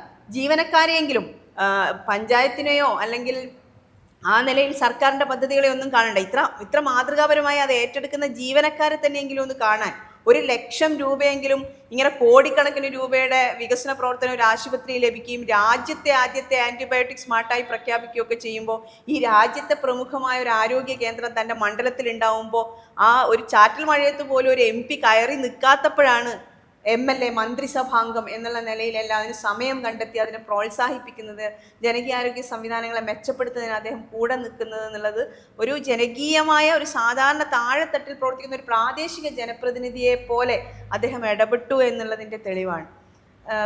ആശുപത്രികൾ മാത്രമല്ല, നമ്മുടെ മണ്ഡലത്തിലെ വികസന പ്രവർത്തനങ്ങൾ ഓരോന്നും എടുത്തു നോക്കിയാൽ എലത്തൂർ മണ്ഡലം എന്ന് പറയുന്നത് തികച്ചും ഒരു ഗ്രാമീണ മേഖലയിലുള്ള മണ്ഡലമല്ല. നമ്മൾ ദേശീയപാത, ഇപ്പോൾ കണ്ണൂർ റോഡ്, കോരപ്പുഴ പാലം ഒക്കെ പട്ടണത്തിന്റെ സ്വഭാവമൊക്കെ കാണിക്കുന്ന ആ ഭാഗവും അറബിക്കടൽ മുതൽ, അതെ അതെ, അങ്ങനെ മാഷ് പറയുന്ന പോലെ ആയിരിക്കും ശരി, അതെ. അങ്ങനെ വരുന്ന, എന്നാൽ നന്മണ്ട, കാക്കൂരിൻ്റെ ഒക്കെ ഏറ്റവും ഗ്രാമീണമായ മേഖലയുടെ ഉൾപ്പെടുന്നതാണ് എലത്തൂർ മണ്ഡലം. കുന്നമംഗലത്തിന്റെ അതിര് വരെ എത്തും. അതെ, കുന്നമംഗലം മണ്ഡലത്തിന്റെ അതിര് വരെ നമ്മളെ കുരുവട്ടൂർ പഞ്ചായത്ത് ഇപ്പുറത്തായിട്ട് കൊണ്ടാണ് നമ്മളെ മണ്ഡലം ഉള്ളത്. അങ്ങനെ വരുമ്പോൾ എലത്തൂർ, നമ്മളെ കോരപ്പുഴ പാലം 1940 സ്ഥാപിച്ചിട്ടുള്ള പാലമാണ്. ഇവിടെ വികസനം എവിടെ എന്ന് ചോദിക്കുന്നവരോട്, എന്താണ് മാതൃകാപരമായി ചെയ്തിട്ടുള്ളത് എന്നുള്ളവരോട്, ബ്രിട്ടീഷ് കാലത്ത് ഉണ്ടാക്കിയിട്ടുള്ള പാലം മാറ്റി പണിതിട്ടുള്ളത് AKSന്റെ കാലത്താണ്. കോരപ്പുഴ പാലം ഇങ്ങനെ ഒരു ചെറിയ പാലം മാത്രം വികസിക്കാതെ റോഡ് വല്ല നിലയിൽ വികസിച്ച് വലിയ ഗതാഗത കുരുക്ക് അനുഭവപ്പെട്ടിരുന്ന ഒരു മേഖലയായിരുന്നല്ലോ അത്. കിഫ്ബിയാണ്. കിഫ്ബിക്കെതിരെ വലിയ രാഷ്ട്രീയ സമരങ്ങളൊക്കെ നടക്കുകയും കിഫ്ബി നിർത്തലാക്കുകയും ഒക്കെ പറയുന്ന രാഷ്ട്രീയ സാഹചര്യം ഉണ്ടല്ലോ. കിഫ്ബി ഫണ്ടിൽ നിന്നാണ് 28 കോടി രൂപ ചെലവഴിച്ച് കോരപ്പുഴ പാലം നവീകരിച്ചിട്ടുള്ളത്. കേസാണ് അതിന് മുൻകൈ എടുത്തിട്ടുള്ളത് മണ്ഡലം എന്നുള്ള നിലയിൽ. അത് തുടങ്ങി നമ്മൾ ആ പാലം മുതൽ ഈ മണ്ഡലത്തിലെ വ്യത്യസ്ത, ഇപ്പോൾ കക്കോടി പഞ്ചായത്തിൽ പാലമുണ്ട്, ഓരോ തരത്തിലും എല്ലാ പഞ്ചായത്തുകളിലും പാലം വികസനത്തിന് മാത്രം കോടിക്കണക്കിന് രൂപ ചെലവഴിച്ചിട്ടുണ്ട്. റോഡ് ഗതാഗതം എന്ന് പറയുന്നത്, റോഡ് വികസനം എന്ന് പറയുന്നത് ഇപ്പോൾ ഏറ്റവും ഈ മണ്ഡലത്തിൽ പൊതുജനങ്ങൾ ഏറ്റവും കൂടുതൽ യാത്ര ചെയ്യുന്ന, ഒരുപക്ഷെ എലത്തൂർ മണ്ഡലത്തിലെ അല്ലാത്ത ജനങ്ങൾ യാത്ര ചെയ്യുന്ന റോഡ് ബാലുശ്ശേരി കോഴിക്കോട് റോഡായിരിക്കും. ബാലുശ്ശേരി കോഴിക്കോട് റോഡിൻ്റെ വികസനവുമായി ബന്ധപ്പെട്ടും അത് വീതി കൂട്ടുന്നതുമായി ബന്ധപ്പെട്ടും ഇതുമായി ബന്ധപ്പെട്ട പാലങ്ങളെല്ലാം പുനർനിർമ്മിക്കുന്നതുമായി ബന്ധപ്പെട്ടും സാധാരണ ഇതിൻ്റെ സ്കെച്ച്, ഈ റോഡ് വികസനവുമായി ബന്ധപ്പെട്ട താഴെത്തട്ടിലെ എല്ലാ ചർച്ചകൾക്കും കേസ് ഓരോ പഞ്ചായത്ത് ഓഫീസിലും, കക്കോടി പഞ്ചായത്ത് ഓഫീസിൽ, ചെളന്നൂർ പഞ്ചായത്ത് ഓഫീസിൽ, ഓരോ പഞ്ചായത്ത് ഓഫീസിലും വന്ന് ചർച്ച നടത്തുകയും ഭൂമി വിട്ടുകൊടുക്കുന്ന ആളുകളുമായിട്ടുള്ള ഇടപെടലിനെല്ലാം അവർക്ക് അനുകൂലമായും എന്നാൽ വികസനത്തിന് അനുകൂലമായും ഒരേപോലെ ഇടപെട്ടതുമായിട്ട് നമുക്ക് കാണാൻ പറ്റും. അതിൻ്റെ ഭാഗമായിട്ടാണ് ഏതാണ്ട് 159 കോടി രൂപയുടെ ധനസഹായം ഭൂമി വിട്ടുകൊടുക്കുന്ന ആളുകൾക്ക് ഇപ്പോൾ സർക്കാർ ഉത്തരവായിട്ടുള്ളത്. അത് കൊടുത്തു വരികയാണ് ആളുകൾക്ക്. ഈ റോഡ് വികസനവുമായി ബന്ധപ്പെട്ട്, വീതി കൂട്ടുന്നതുമായി ബന്ധപ്പെട്ട് റോഡിന് സ്ഥലം വിട്ട് നൽകുന്ന ആളുകൾക്കുള്ള ധനസഹായം സർക്കാർ ഉത്തരവായിട്ടുള്ളതും അതിപ്പോൾ നൽകി വരികയും ചെയ്തുകൊണ്ടിരിക്കുകയാണ്. ഏതാണ്ട് 115 കോടി രൂപയുടെ എസ്റ്റിമേറ്റ് ഈ റോഡ് വികസനവുമായി ബന്ധപ്പെട്ട് തയ്യാറായിട്ടുണ്ട്. ഈ ധനസഹായം മുഴുവൻ കൊടുത്തു കഴിയണമെങ്കിൽ ആളുകൾ യഥാസമയം രേഖകളെല്ലാം ഹാജരാക്കിയ പണമെല്ലാം എല്ലാവരും വാങ്ങണം. അത് വാങ്ങിക്കഴിഞ്ഞാൽ ഇപ്പോൾ തയ്യാറായിട്ടുള്ള എസ്റ്റിമേറ്റിൽ എന്തായാലും ഈ പണി, നാട്ടിലെല്ലാം റോഡ് വികസിക്കുന്ന സമയത്ത് ഈ റോഡ് ഗതാഗതം ഫലപ്രദമായി നടത്തുന്നതിന് വേണ്ടിയിട്ടുള്ള വികസനം സാധ്യമാവുന്ന ഉറപ്പാണ്. ഏതാണ്ട് 459-ലേറെ ഗ്രാമീണ റോഡുകൾ യഥാർത്ഥത്തിൽ സർക്കാർ നേരിട്ട് ചെയ്ത് നമുക്കൊരു ശീലമുള്ളത് PWD റോഡുകൾ, ദേശീയപാത പോലുള്ള വലിയ വികസന പദ്ധതികൾ. ഇടതുപക്ഷത്തിൻ്റെ വികസനം എന്ന് പറയുമ്പോഴും നമ്മളെപ്പോഴും മറ്റുള്ള പലരും ഉരുവിട്ട് കേട്ടിട്ടുള്ളത് ദേശീയപാതയും മലയോര പാതയും തീരദേശപാതയും ഒക്കെയാണ് നമ്മൾ കേട്ടിട്ടുള്ളത്. എന്നാൽ തദ്ദേശ റോഡുകൾക്ക്, പ്രാദേശിക റോഡുകൾക്ക് സർക്കാർ നേരിട്ട് സഹായിക്കുന്ന ഒരു സംവിധാനം ഇടതുപക്ഷ ഗവൺമെൻറ്റിൻ്റെ കീഴിലുണ്ടായി. അതിൽ ഈ എലത്തൂർ മണ്ഡലം ഏറ്റവും അനുഗ്രഹിക്കപ്പെട്ടൊരു മണ്ഡലമാണ്. തദ്ദേശ റോഡുകൾക്ക് പണം അനുവദിക്കുമ്പോൾ 10 കോടിയിലേറെയോളം രൂപ, 10 കോടി തന്നെ രൂപ തദ്ദേശ റോഡിന് മാത്രം ഒരു ടേമിൽ മാത്രം അനുവദിക്കുന്നു എന്ന് പറയുന്നത്, 459-ലേറെ റോഡുകൾ നവീകരിക്കപ്പെട്ടു എന്ന് പറയുന്നത് ഏറെ അഭിമാനമുള്ള കാര്യമാണ്. ഇങ്ങനെ ഒട്ടേറെ വികസന പ്രവർത്തനങ്ങൾ, ജനകീയനായ ജനപ്രതിനിധിയുടെ പ്രവർത്തനങ്ങൾ നമുക്കിങ്ങനെ എടുത്ത് കാണിക്കാൻ കഴിയുമെന്നാണ് എനിക്ക് തോന്നുന്നത്. ഇവിടെ ഇപ്പോൾ ഷീബ പറഞ്ഞത് ഒരു ജനപ്രതിനിധിയും ഭരണാധികാരിയും എന്ന നിലക്ക് AK ശശീന്ദ്രൻ വളരെ പരിണിതപ്രജ്ഞനായ ഒരു വ്യക്തിത്വമാണ് അദ്ദേഹത്തിൻ്റെ.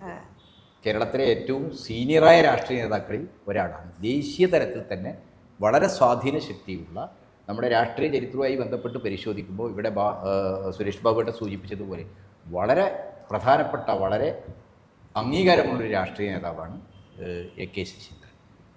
നമുക്ക് മറ്റൊരു കാര്യം വളരെ പ്രധാനമായിട്ട് ചർച്ച ചെയ്യുന്നുണ്ട് എന്നാണ് എനിക്ക് തോന്നുന്നത്. ബാബുട്ടൻ ഇവിടെ വിശദീകരിച്ച് സംസാരിച്ചു.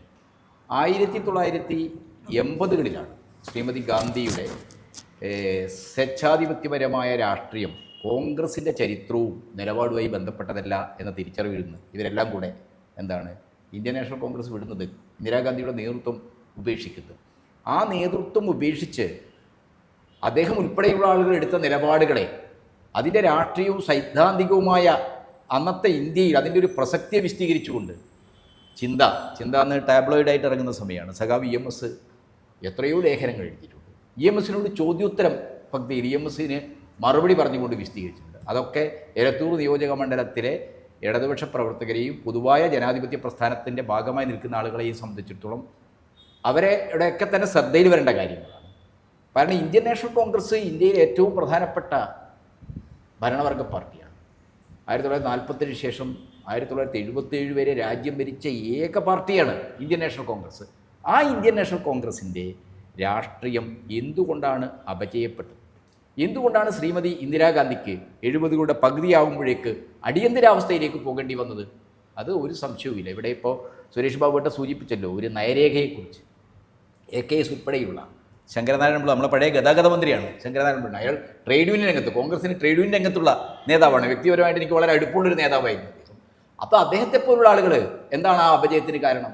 ഇന്ത്യൻ നാഷണൽ കോൺഗ്രസ് ഇന്ത്യയിലെ റൂളിംഗ് ക്ലാസ് ആയിരിക്കുന്ന കുത്തക ബൂർഷാ വർഗ്ഗങ്ങളുടെ അതുപോലെ ഭൂപ്രമാണി വർഗ്ഗങ്ങളുടെ താല്പര്യങ്ങളെ മാത്രം സംരക്ഷിച്ചു.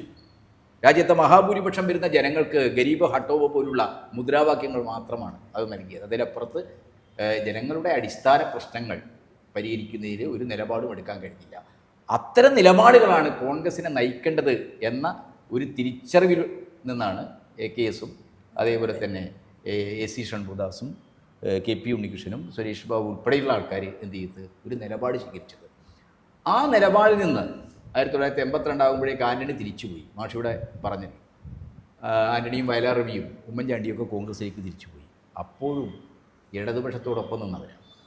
AKS ഉൾപ്പെടെയുള്ളവരുടെ. ഇപ്പോൾ സുരേഷ് ബാബു ഏട്ടൻ AKSനേക്കാൾ എനിക്ക് വ്യക്തിബന്ധമുള്ള ഒരാളാണ്, ഞങ്ങൾ ഒരേ നാട്ടുകാരുമാണ്. അപ്പോൾ ഈ ഒരു തലമുറ എന്താണ്, അധികാരത്തിൻ്റെ ഒരു സൗകര്യം അനുഭവിച്ച ആളുകളല്ല. ഇപ്പോൾ AKSനെ നോക്കൂ നിങ്ങൾ, അദ്ദേഹം തുടർച്ചയായി MLA അല്ലേ എന്നൊക്കെ ആളുകൾ ഇപ്പോൾ ചോദിക്കുന്നുണ്ട്. ആ രീതിയിൽ എന്താണ് വലതുപക്ഷ മാധ്യമങ്ങളുടെ സഹായത്തോടു കൂടി UDFകാർ അത് വലിയ രീതിയിൽ ഈ മണ്ഡലത്തിൽ പ്രശ്നവൽക്കരിക്കാനുള്ള ശ്രമം നടത്തുന്നുണ്ട്. പക്ഷേ 82-ന് ശേഷം എത്ര കാലമാണ് അദ്ദേഹം ഒരു പൊതുപ്രവർത്തകൻ, ഒരു രാഷ്ട്രീയ പ്രവർത്തകൻ മാത്രമായി നിന്ന് കോൺഗ്രസ് സ്വീകരിക്കേണ്ട ആദർശാത്മകമായ ഒരു നിലപാടിന് വേണ്ടി NCPയുടെ ഭാഗമായി നിന്ന് അതേ MLA ഒന്നുമായിട്ടില്ല. അദ്ദേഹം ഷൺമുഖദാസിൻ്റെ വിയോഗത്തിന് ശേഷമാണ് അദ്ദേഹം ഒരു ജനപ്രതിനിധിയായി വരുന്നത്. അപ്പോൾ ദീർഘകാലം, ഏറെക്കുറെ ഒരു ദശാബ്ദക്കാലം അദ്ദേഹം എന്താണ് 2 ദശാബ്ദക്കാലം ഒരു അധികാര സ്ഥാപനവുമായിട്ട് ബന്ധമില്ലാത്ത ആളാണ്, ഒരാദർശത്തിന് വേണ്ടി നിലകൊണ്ട ആളുകളാണ്. ആ ചരിത്രം എന്താണ് നമ്മൾ മറന്നു പോകുന്നത്? അത് മറന്നു പോകരുത്. ചരിത്രം എന്ന് പറയുന്നത് മനുഷ്യരുടെ മുന്നോട്ടേക്കുള്ള പ്രയാണഗതിക്ക് തടസ്സം നിൽക്കുന്ന ആശയങ്ങളെയും മൂല്യങ്ങളെയും ചോദ്യം ചെയ്യുന്ന മനുഷ്യരുടേതാണെന്ന് നമ്മൾ മനസ്സിലാക്കണം. അപ്പോൾ ഇന്ത്യ എന്ന് പറയുന്ന ഒരു മഹാരാജ്യത്തെ ജനങ്ങളുടെ ജീവിതത്തെ ആകെ പ്രതിസന്ധിയിലേക്ക് എത്തിച്ചു ഇന്ദിരാഗാന്ധി.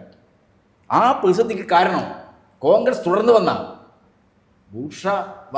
ഭൂപ്രമാണി വർഗങ്ങളെ സേവിക്കുന്ന നയങ്ങളാണ് എന്ന് തിരിച്ചറിഞ്ഞ കോൺഗ്രസിൻ്റെ തന്നെ ആദർശാത്മകമായ ഒരു പാരമ്പര്യത്തെ മുന്നോട്ട് കൊണ്ടുപോകാൻ ശ്രമിച്ചവരാണ്. അങ്ങനെ മുന്നോട്ട് കൊണ്ടുപോകുമ്പോൾ AK ശശീന്ദ്രൻ ഉൾപ്പെടെയുള്ള നേതാക്കൾക്ക് ഇവിടെ പറഞ്ഞതുപോലെ 2 ദശാബ്ദക്കാലം അധികാര സ്ഥാപനങ്ങളുമായിട്ട്, പാർലമെൻറ്റ് അസംബ്ലി മന്ദിരങ്ങളുമായിട്ട് യാതൊരു ബന്ധവും ഉണ്ടായിരുന്നില്ല. ആ ആദർശാത്മകമായ നിലപാടുകളെ ഇന്ന് മുന്നോട്ട് കൊണ്ടുപോകാൻ ശ്രമിക്കുകയാണ്. കേരളത്തിൽ ഇടതുപക്ഷ ജനാധിപത്യ മുന്നണി എന്ന് പറയുന്നത് വിശ്വോത്തരമായ ഒരു ബദലാണ് മുന്നോട്ട് വച്ചിരിക്കുന്നത്. എല്ലാവരുടെയും ക്ഷേമത്തെ മുൻനിർത്തുന്നത്. എല്ലാവരുടെയും ക്ഷേമം എന്ന ഒന്നില്ലെന്നാണ് നിയോ ലിബറൽ പണ്ഡിതർ കൽപ്പിക്കുന്നത്. എല്ലാവരുടെയും ക്ഷേമമില്ല, അർഹതപ്പെട്ടവർ മാത്രം അതിജീവിച്ചാൽ മതി. സോഷ്യൽ ഡാർവിനിസമാണ്. ആ സോഷ്യൽ ഡാർവിനിസത്തെയാണ് കരുണാകരൻ മുതൽ ഉമ്മൻചാണ്ടി വരെയുള്ള കേരളത്തിലെ UDF നേതാക്കൾ പിന്തുടരുന്നത്. ആ സോഷ്യൽ ഡാർവിനിസത്തിൻ്റെ പുത്തൻ പതിപ്പാണ് രാഹുൽ ഗാന്ധി പ്രഖ്യാപിക്കുന്ന ഈ പുതിയ ക്ഷേമ പദ്ധതികൾ എന്ന് പറയുന്നുണ്ടല്ലോ. അത് എന്താണ്, ഒരു സിസ്റ്റമല്ല.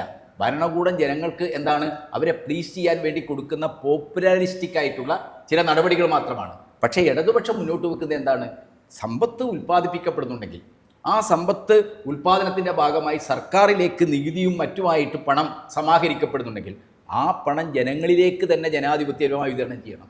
അതിവിടെ സൂചിപ്പിച്ചത് വിവിധ വികസന പദ്ധതികളിലൂടെ ജനങ്ങളുടെ ജീവിതത്തെ മെച്ചപ്പെടുത്താനുള്ള നിക്ഷേപമായിരിക്കും. മറ്റൊരർത്ഥത്തിൽ എന്തായിരിക്കും, ജനങ്ങൾക്ക് ആരോഗ്യ വിദ്യാഭ്യാസം കൊടുക്കുന്ന സേവന മേഖലയിലെ ഗവൺമെൻറ്റിൻ്റെ ഇടപെടലായിരിക്കും. മറ്റൊരർത്ഥത്തിൽ എന്താണ്, ജനങ്ങളുടെ കൈകളിലേക്ക് ഡയറക്റ്റായി പണം എത്തുക എന്ന് വളരെ വളരെ പ്രധാനമാണ്. എൻ്റെയും നിങ്ങളുടെയൊക്കെ കൈകളിലേക്ക് പണം എത്തിക്കുമ്പോഴാണ് നമുക്ക് ആത്മാഭിമാനത്തോടു കൂടി എന്താണ് നമുക്ക് ആവശ്യമുള്ളത് വാങ്ങിക്കാനും നമ്മുടെ സൗകര്യങ്ങൾ വർദ്ധിപ്പിക്കാനൊക്കെ കഴിയുക. അപ്പോൾ ഈ രാജ്യത്തെ 62 ലക്ഷം മനുഷ്യരുടെ കൈകളിലേക്ക് പ്രതിമാസം ഒരു മുറയും തെറ്റാതെ 2000 രൂപ എത്തിക്കുകയാണ്. ഇപ്പോൾ വരാൻ പോകുന്ന ദിവസങ്ങളിൽ എന്താണ് നമ്മൾ കണ്ടുകൊണ്ടിരിക്കുന്നത്, കേരളത്തിലെ 31,40,000 വരുന്ന സ്ത്രീകളുടെ കൈകളിലേക്ക്, അവരുടെ അക്കൗണ്ടുകളിലേക്ക് 1000 രൂപ എത്തുക. പിങ്ക് മഞ്ഞക്കാർഡുകൾക്കാണ്. ഒരു സംശയവുമില്ല. ഇതെന്താണ്, ഇത് നീലക്കാർഡുകാർക്കും നാളെ ലഭിക്കും. ഇപ്പോൾ 2016 പിണറായി വിജയൻ സർക്കാർ അധികാരം ഏറ്റെടുക്കുമ്പോൾ കേരളത്തിൽ 30-32 ലക്ഷം ആളുകൾക്ക് ക്ഷേമ പെൻഷനുണ്ട്. അത് 600 രൂപ. അത് 18 മാസം കുടിശ്ശികയാക്കിയ ആൾക്കാരാണ്. 5 കൊല്ലം കൊണ്ട് 9,000 കോടി രൂപ ആകെ കൊടുത്തു. അതെ. ഇപ്പം എന്താ സ്ഥിതി? ഇപ്പം അത് 62 ലക്ഷം ആളുകളായി. എങ്ങനെ 62 ലക്ഷം ആയത്? വരുമാന പരിധി 30,000-ൽ നിന്ന് നമ്മൾ 1 ലക്ഷം വരെ വാർഷിക 90,000 കോടി ഉറുപ്പിക. അതെ. അപ്പം എന്താണ് ഇപ്പം നീല, പിങ്ക്, മഞ്ഞ കാർഡുകാർക്ക് എന്തുള്ളൂ? ഈ സ്ത്രീ സുരക്ഷാ ധനസഹായമുള്ളൂ. അപ്പോൾ നീല കാർഡുകൾക്ക് ഭരണത്തിൻ്റെ ഒരു അനുക്രമമായി ഈ കാര്യങ്ങളൊക്കെ എന്ത് ചെയ്യും? വികസിക്കും. എല്ലാ വിഭാഗങ്ങൾക്കും അത് കിട്ടും എന്ന് പറഞ്ഞാൽ വിപുലമായ രീതിയിൽ സ്റ്റേറ്റ് ജനങ്ങളുടെ ക്ഷേമത്തെ സമ്പൂർണ്ണമായി ഉറപ്പുവരുത്താൻ കഴിയാവുന്ന രീതിയിലുള്ള വെൽഫെയർ പ്രൊജക്റ്റുകളാണ് ഇടതുപക്ഷം നടപ്പാക്കുന്നത്. ആ കാര്യങ്ങളൊക്കെ നടപ്പാക്കുന്ന മന്ത്രിസഭയിലെ വളരെ പ്രധാനപ്പെട്ട, വളരെ കരുത്തനായ ഒരാളാണ്. അപ്പോൾ ഇടതുപക്ഷത്തിൻ്റെ 10 വർഷക്കാലത്തെ നേട്ടത്തിൻ്റെ തൂവൽ നെറ്റിയിലണിയാൻ, അഭിമാനകരമായ അത് ജനങ്ങളുടെ മുമ്പിൽ പറയാൻ അധികാരമുള്ള, ചരിത്രപരമായി തന്നെ അധികാരമുള്ള ഒരാളാണ് ആര്? AK ശശീന്ദ്രൻ എന്ന് പറയുന്ന ആൾ. അപ്പോൾ അദ്ദേഹത്തെ വലതുപക്ഷ മാധ്യമങ്ങളും ചില സോഷ്യൽ മീഡിയ ക്യാമ്പയിനർമാരും ചേർന്നിട്ട് അങ്ങനെ എളുപ്പത്തിൽ എന്താക്കാൻ പാടില്ല, ഒരു അധികാര കൊതിയനായിട്ട് ചുരുക്കാൻ പാടില്ല. അങ്ങനെ അദ്ദേഹത്തിൻ്റെ വ്യക്തിത്വത്തെ പരിമിതപ്പെട്ട് കാണാൻ കഴിയില്ല. കാരണം ഒരധികാരവും ലഭ്യമാവില്ലെന്ന് ഉറപ്പുള്ള അവസരത്തിലും എന്താണ്, ഒരാദർശത്തിൻ്റെ പേരിൽ 20 വർഷക്കാലത്തിലേറെ എന്താണ്, ഒരു അധികാര സ്ഥാപനങ്ങളുമായി ബന്ധമില്ലാതെ രാഷ്ട്രീയ പ്രവർത്തനം നടത്തിയിട്ടുള്ള ആളാണ് AK ശശീന്ദ്രൻ. അത് എലത്തൂരിലെ ജനങ്ങൾ തിരിച്ചറിയും. ഇവിടെ ഷീവ സൂചിപ്പിച്ചതുപോലെ തന്നെ ഇത് എന്താണ്, ഈ ഒരു അർബൻ മേഖലയിൽ നിന്ന്, നമ്മുടെ തീരദേശത്തു നിന്ന്, നമ്മുടെ ദേശീയപാത കടന്നു പോകുന്ന എലത്തൂരിൽ നിന്ന് പോയിട്ട് നന്മണ്ട പോലുള്ള വളരെ ഉൾനാടൻ പ്രദേശം ഉൾക്കൊള്ളുന്ന ഒരു മണ്ഡലമാണിത്. ഈ മണ്ഡലത്തിൻ്റെ സമഗ്രമായ വികസനത്തിന് വേണ്ടിയുള്ള ഇടപെടലുകൾ അദ്ദേഹം നടത്തിയിട്ടുണ്ട്. ഞാൻ തുടക്കത്തിൽ ഈ ചർച്ചയിൽ പറഞ്ഞതുപോലെ തന്നെ കേരളത്തിൻ്റെ പാരിസ്ഥിതിക ഘടനയെക്കുറിച്ച് ചിന്തിക്കുമ്പോൾ വനം ഒരു പ്രധാനപ്പെട്ട കാര്യമാണ്. സൈലന്റ് വാലി തൊട്ട് വനസംരക്ഷണത്തിന് വേണ്ടിയുള്ള വലിയ പ്രക്ഷോഭങ്ങളുടെ അനുഭവങ്ങളുണ്ട്. നമ്മൾ UDF ഭരിക്കുന്ന കാലത്ത് എന്തായിരുന്നു, എവിടെയെങ്കിലും മരത്തിന് മഴുവീടാത്ത ദിവസങ്ങളുണ്ടോ? എവിടെയെല്ലാമാണ് മരത്തിന് കത്ത്? ഈ കോഴിക്കോട് ജില്ലയിൽ തന്നെ നമ്മുടെ കക്കയം, മുതുകാട് ഈ പ്രദേശങ്ങളിലുള്ള വനം കൊള്ളയായിരുന്നില്ലേ? നോക്കൂ നിങ്ങൾ, ഈ കഴിഞ്ഞ 10 വർഷക്കാലം മുണ്ടക്കയം, അതെ മുണ്ടക്കയൊക്കെ വലിയ വനംകൊള്ളകൾ നടന്നു. അതൊക്കെയാണ് പ്രസാദ് മാഷൊക്കെ നേരിട്ട് ഇടപെട്ട വനംകൊള്ളകളാണ്. ഇന്ന് നിങ്ങൾ നോക്കുക, കേരളത്തിൽ 10 വർഷക്കാലം കേരളത്തിലെ വനം മന്ത്രിയായി എലത്തൂരിനെ പ്രതികരിച്ചിട്ടുള്ള ഒരാൾ, അയാളാണ് AK ശശീന്ദ്രൻ.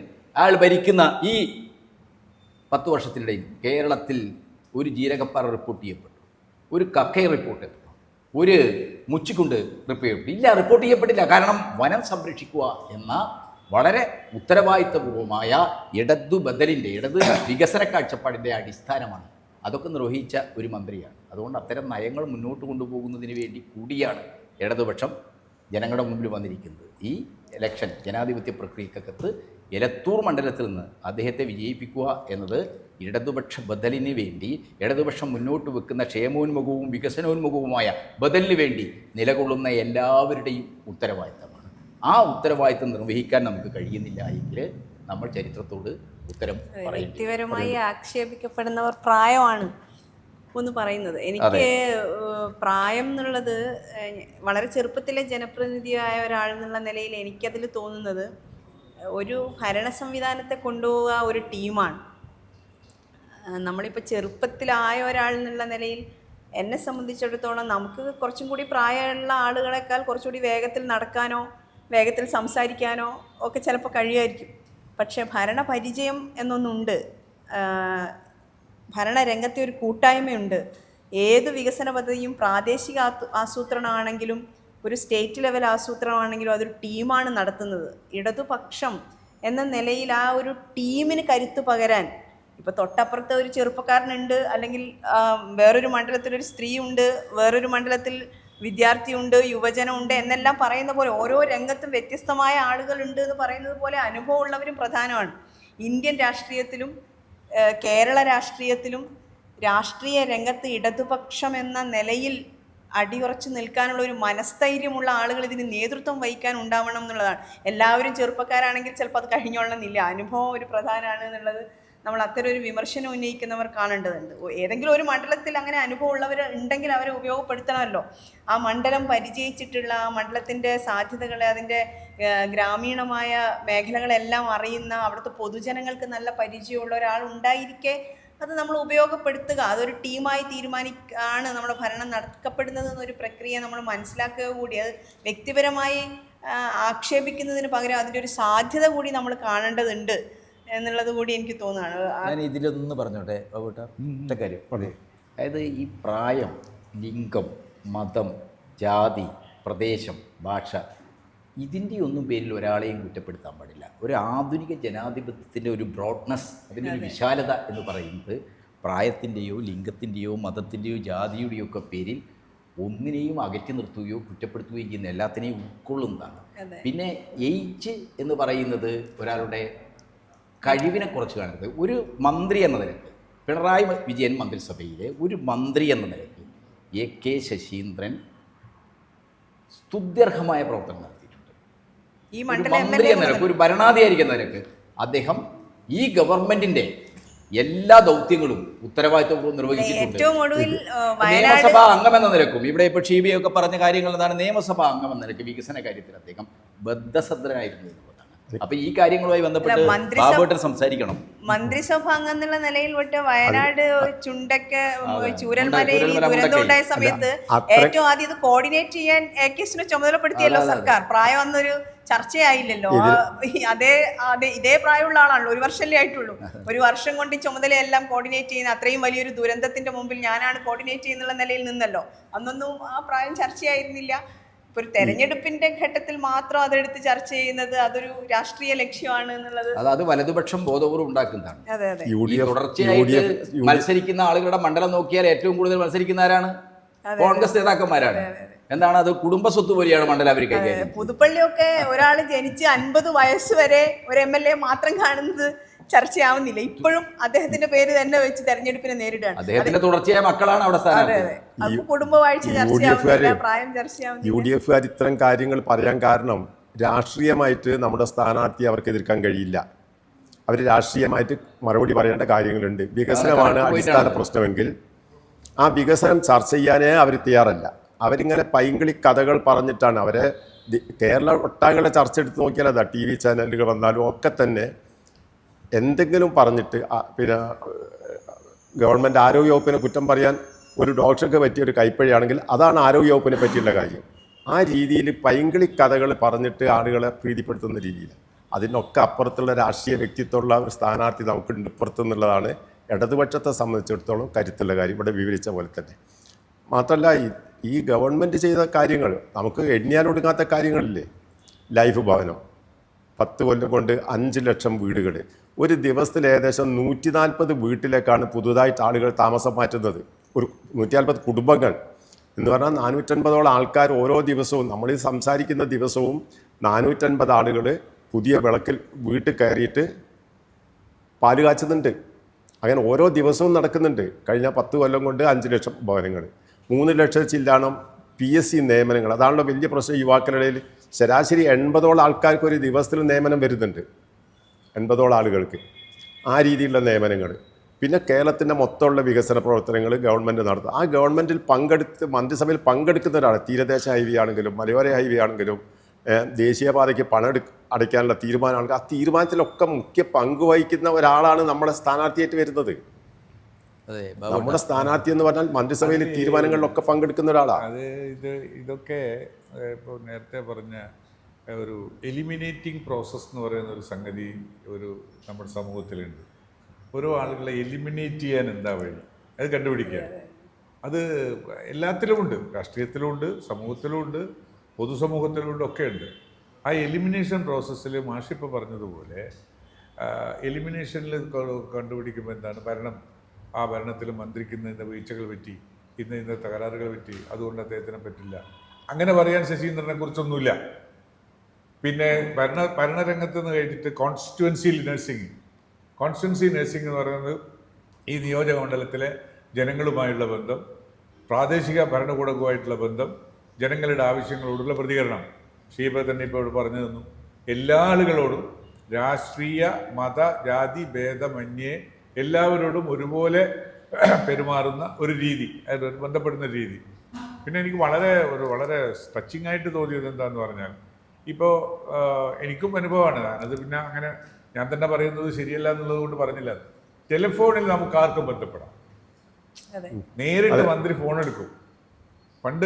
വളരെ പണ്ട് ഞാൻ KSUവിൻ്റെ കോഴിക്കോട് ജില്ലാ പ്രസിഡന്റ് ആയിരിക്കുമ്പോൾ അന്ന് എം.എൻ. ഗോവിന്ദൻ നായർ കേരളത്തിലെ മന്ത്രിയാണ്. ഞാൻ അദ്ദേഹത്തിൻ്റെ ഓഫീസിൽ എനിക്ക് അദ്ദേഹത്തെ കാണണം, എന്തോ ഒരു വിദ്യാർത്ഥികളുടെ നിവേദനത്തിന് വേണ്ടിയിട്ട് പോവുകയാണ്. അപ്പോൾ ടെലിഫോൺ എടുത്തു. അന്ന് ഈ ഫോണൊന്നുമില്ല, മറ്റേ ഫോൺ തന്നെയേ ഉള്ളൂ.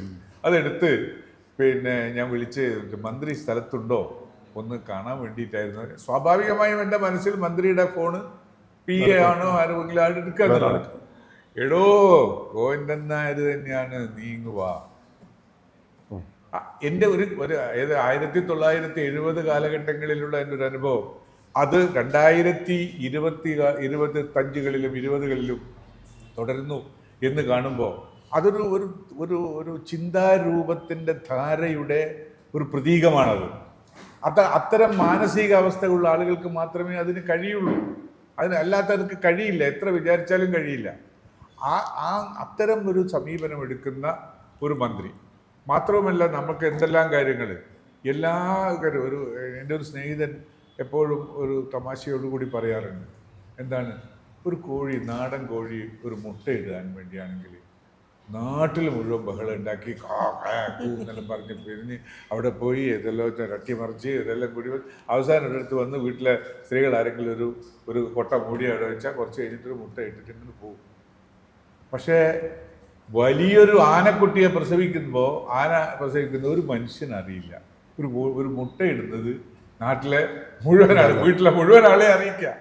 അതില്ലാത്ത ആനയുടെ പ്രസവം പോലെ സൗമ്യമായി സ്വകാര്യമായി നാട്ടിലെ ജനങ്ങളുടെ എല്ലാ പ്രശ്നങ്ങളും കൈകോർക്കുന്ന ഒരു മന്ത്രി എന്നുള്ള നിലയിൽ നമുക്ക് അഭിമാനമാണ് ശശീന്ദ്രൻ. 10 കൊല്ലമായിട്ട് അഴിമതി എന്ന് പറയുന്നത് ഒരാൾക്ക് ഒരു അക്ഷരം പറയാൻ കഴിയുന്നില്ലല്ലോ. അതാണ് പറഞ്ഞില്ലേ, എത്ര പ്രതിസന്ധിയോടുകൂടിയാണ് അവിടെ പോയി നിന്നത്. അവിടെ പോയി നിൽക്കുന്നത് സാധാരണഗതിയിൽ നമ്മളൊരു കല്യാണ വീട്ടിൽ പോയി സന്തോഷിച്ച് നിൽക്കുന്നതല്ല.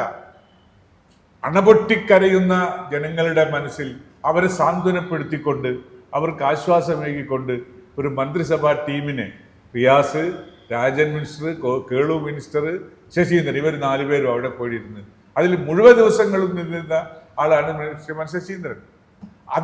അതൊരു വശം. രണ്ടാമത് വേറൊരു വശമുണ്ടല്ലോ. ഡൽഹിയിൽ സുപ്രീം കോടതിയിൽ കേസ് നടക്കുന്നു. എന്താണ്, നമ്മുടെ ബഫർ സ്റ്റോൺ ആ സ്റ്റേജ് ഇപ്പോഴത്തെ പോലെ ഹരിത MLA-മാർ എന്നൊക്കെ പറഞ്ഞ് നടന്ന കുറെ ആളുകളുണ്ടല്ലോ. അതിലാണ് ഇപ്പൊ ഒന്ന് സതീശനുണ്ട്, അതിനകത്ത് ഒന്ന് ഇപ്പോഴത്തെ ഷാജി ഉണ്ട്, അങ്ങനത്തെ കുറെ ആളുണ്ട്. 12 കിലോമീറ്റർ ബഫർ സോണാക്കി മാറ്റണമെന്ന് പറഞ്ഞ് പ്രമേയം പാസ്സാക്കി നടന്ന കുഞ്ഞുങ്ങളാ. എന്നിട്ട് അപ്പൊ നോക്കുമ്പോ എന്താ അറിയോ, ഞാൻ നോക്കുന്ന നേരത്തെ കൽപ്പറ്റ വരെ എത്തും. കൽപ്പറ്റ അങ്ങാടിയെല്ലാം പോകും, ഒരൊറ്റ മനുഷ്യൻ ജീവിക്കാൻ കഴിയില്ല. അങ്ങനെയുള്ള സ്ഥലത്ത് കേരള ഗവൺമെന്റ് കേസ് നടത്തി 1 കിലോമീറ്ററിലേക്കാക്കി.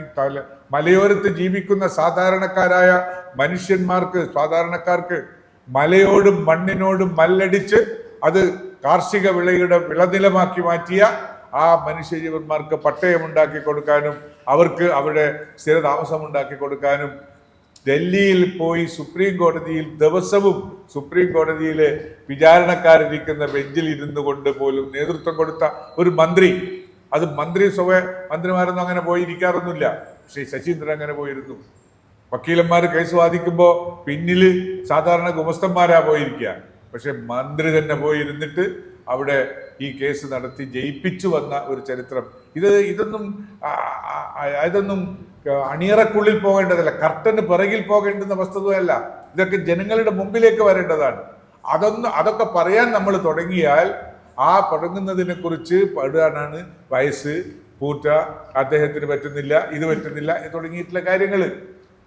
ഒരു കാര്യം ഞാൻ മാത്രമേ പറയുന്നുള്ളൂ, പ്രായം നമുക്കാർക്കും പിടിച്ചു വെക്കാൻ കഴിയാത്തൊരു സാധനമാണ്. ഒരു ദിവസം കഴിഞ്ഞാൽ ഒരു ദിവസം എല്ലാവർക്കും കൂടും. ഒരാൾക്ക് മാത്രമൊന്നുമല്ല, എല്ലാവർക്കും കൂടുന്നൊരു സംഗതിയാണ്. അതുകൊണ്ട് അതിൻ്റെ മുകളിലൊന്നും ആരും പറയണ്ട. അദ്ദേഹത്തിൻ്റെ കർമ്മം, അദ്ദേഹത്തിൻ്റെ ചുമതല, ഉത്തരവാദിത്വം നിർവഹിക്കാൻ പ്രാപ്തമാണോ അല്ലയോ എന്നുള്ളത് മാത്രമാണ് ഗൗരവമായ പ്രശ്നം. അതിന് ഏറ്റവും വലിയ സർട്ടിഫിക്കറ്റ് കൊടുത്തിരിക്കുന്നത് നമ്മുടെ കേരളത്തിന്റെ മുഖ്യമന്ത്രി ശ്രീമാൻ പിണറായി വിജയൻ തന്നെയാണ്. അദ്ദേഹം പറഞ്ഞല്ലോ ശശീന്ദ്രനെ സംബന്ധിച്ചിടത്തോളം Saseendran is the best minister എന്നുള്ള നിലക്ക് ഞങ്ങളോടൊക്കെ പറഞ്ഞിട്ടുണ്ടല്ലോ. ഒരു മന്ത്രിസഭക്കകത്ത് 20 ആളുടെ കൂട്ടത്തിൽ അദ്ദേഹത്തിന്റെ ഒരു സർട്ടിഫിക്കറ്റ് നേടി സഖാവ് പിണറായിയുടെ അടുത്ത് നിന്ന് ഒരു നല്ല സർട്ടിഫിക്കറ്റ് വളരെ എളുപ്പത്തിലൊന്നും കിട്ടൂല എന്ന് നമുക്ക് എല്ലാവർക്കും അറിയാം. സോഷ്യൽ മീഡിയ മുഴുവൻ പരധ്യാനുണ്ടല്ലോ. മന്ത്രിയുടെ കഴിവുകേട് എന്ന് പറഞ്ഞിട്ട് ഒരു വശം ആരും ചർച്ച ചെയ്യുന്നില്ല. എതിരാളിക്ക് പറയാനില്ല. ഇയാൾ കൊള്ളൂല്ല എന്ന് പറയുന്നതിന് ഒരു മടിയില്ലാത്ത ഒരു നേതാവാണ് ശ്രീമാൻ പിണറായി വിജയൻ. അദ്ദേഹവും പോലും അദ്ദേഹം സർട്ടിഫൈ ചെയ്തിട്ടുണ്ട്. അതുകൊണ്ട് നാട്ടിലെ ജനങ്ങളെ തെറ്റിദ്ധരിപ്പിച്ച് കളയാമെന്നൊന്നും UDF-കാരും വിചാരിക്കേണ്ട, BJP-കാരും വിചാരിക്കേണ്ട. അതിന് കുൽസിതമായ മാർഗങ്ങൾ ഉപയോഗിക്കുന്ന ചില കുൽസിതക്കാരും വിചാരിക്കേണ്ട. ഈ പാർട്ടിയെ സംബന്ധിച്ചിടത്തോളം ഇടത് ജനാധിപത്യ മുന്നണിയുടെ ശക്തി ദുർഗമായ അതിൻ്റെ പൊന്നാപുരം കോട്ടയായ എലത്തൂരിൽ ഈ നാട്ടിൻ്റെ അഭിമാനമായ ശ്രീമാൻ ശശീന്ദ്രനെ വിജയിപ്പിച്ചെടുക്കേണ്ടുന്നത് ഒരു ഉത്തരവാദിത്വവും ചുമതലയുമാണ് എന്നാണ് എൻ്റെ നിരീക്ഷണം. മുഹമ്മദ് റിയാസിന് ഒരു 30 വയസ്സിൻ്റെ ചോടുള്ളപ്പോഴാണ് പാർലമെൻറ്റിലേക്ക് മത്സരിച്ച് ചെറുപ്പക്കാരൻ 10-28 വയസ്സാണ്. അന്ന് അതിൻ്റെ ഏകദേശം ഇരട്ടി പ്രായമുള്ള രാഘവനെ കൊണ്ടുവച്ചിട്ട് വോട്ട് ചെയ്തവരാണ് UDF-കാർ. അവരാണ് ഇന്ന് സോഷ്യൽ മീഡിയയിൽ വന്നിട്ട് എന്ത് പറയുന്നത്, ചെറുപ്പക്കാരൻ എന്ന രീതിയിലുള്ള വാദം ഉന്നയിക്കുന്നത്. രാഷ്ട്രീയമില്ല. മുന്നണിയല്ലേ, നമ്മളൊരു മുന്നണി എന്ന് പറയുമ്പോൾ ഇടത് ജനാധിപത്യ മുന്നണിയാണ്. പിന്നെ അതിനകത്ത് രാഷ്ട്രീയ പാർട്ടികളില്ല. ഇപ്പം നമ്മൾ മൊത്തം 140 ആളെയും കൊണ്ടാണ് നമ്മൾ നോക്കുന്നത്. ആ 140 ആളിൽ വളരെ ചെറുപ്പക്കാർ വേണം, വനിതകൾ വേണം, പട്ടികജാതി പട്ടിക വിഭാഗത്തിൽപ്പെട്ട ആളുകൾ വേണം, പ്രായമുള്ളവർ വേണം, അനുഭവ സമ്പത്തുള്ളവർ വേണം. ഇതൊക്കെ കൂടി കൂട്ടിയിട്ടുള്ള ഒരു ഒരു ഒരു സങ്കലനത്തെയാണ്, നമ്മുടെ ടീമിനെയാണ് നമുക്ക് പ്രസന്റ് ചെയ്യാനുള്ളത്. ഓരോ സ്ഥലത്ത് നോക്കിയിട്ട് അവിടെയെല്ലാം ഒന്നുകിൽ പ്രായമുള്ളവരെ പറ്റുള്ളൂ എന്ന് പറയാം, അല്ലെങ്കിൽ ചെറുപ്പക്കാരെ പറ്റുള്ളൂ. അതല്ല, അതൊക്കെ രാഷ്ട്രീയത്തെ നേർവഴിയിൽ ചിന്തിക്കാൻ കഴിയാത്തവരുടെ ജൽപ്പനങ്ങളായി മാത്രമേ നമുക്കതിനെ നിരീക്ഷിക്കാൻ കഴിയുള്ളൂ. കേരളത്തിലെ ഇടതുപക്ഷം എന്ന് പറയുമ്പോൾ അത് ഇന്ന് നടക്കുന്ന യുദ്ധം കൊണ്ട് കേരളത്തിലെ മുഴുവൻ ജനങ്ങളും ആശങ്കാകുലരാണ്. ഇന്ത്യയിൽ 90 ലക്ഷത്തോളം ആൾക്കാർ അവിടെ ഉണ്ട് എന്ന് പറയുമ്പോൾ നമ്മൾ ഓരോ ദിവസവും അവിടെ ബോംബ് തലയ്ക്ക് മേലെ വീഴുന്നവരോ, ഇത് അമേരിക്കക്കെതിരായിട്ട് അമേരിക്ക നടത്തുന്ന ഒരു യുദ്ധമാണെന്ന് പറയുന്നത് ഇടതുപക്ഷ പ്രസ്ഥാനങ്ങൾ മാത്രമാണ് പരസ്യമായിട്ട് പറയുന്നത്. ആ ഇടതുപക്ഷത്തോടൊപ്പമല്ലേ യുദ്ധം? മാഷിവിടെ പറഞ്ഞ പോലെ 90 ലക്ഷം ഇന്ത്യക്കാരുടെ 30 ലക്ഷത്തോളം മലയാളികളാണ്. ഇറാനെതിരായിട്ടുള്ള ആക്രമണം, ആ ആക്രമണത്തിൽ ഇറാൻ എന്താണ് അങ്ങനെ അങ്ങ് വഴങ്ങിക്കൊടുക്കുന്ന ഒരു രാജ്യമല്ല.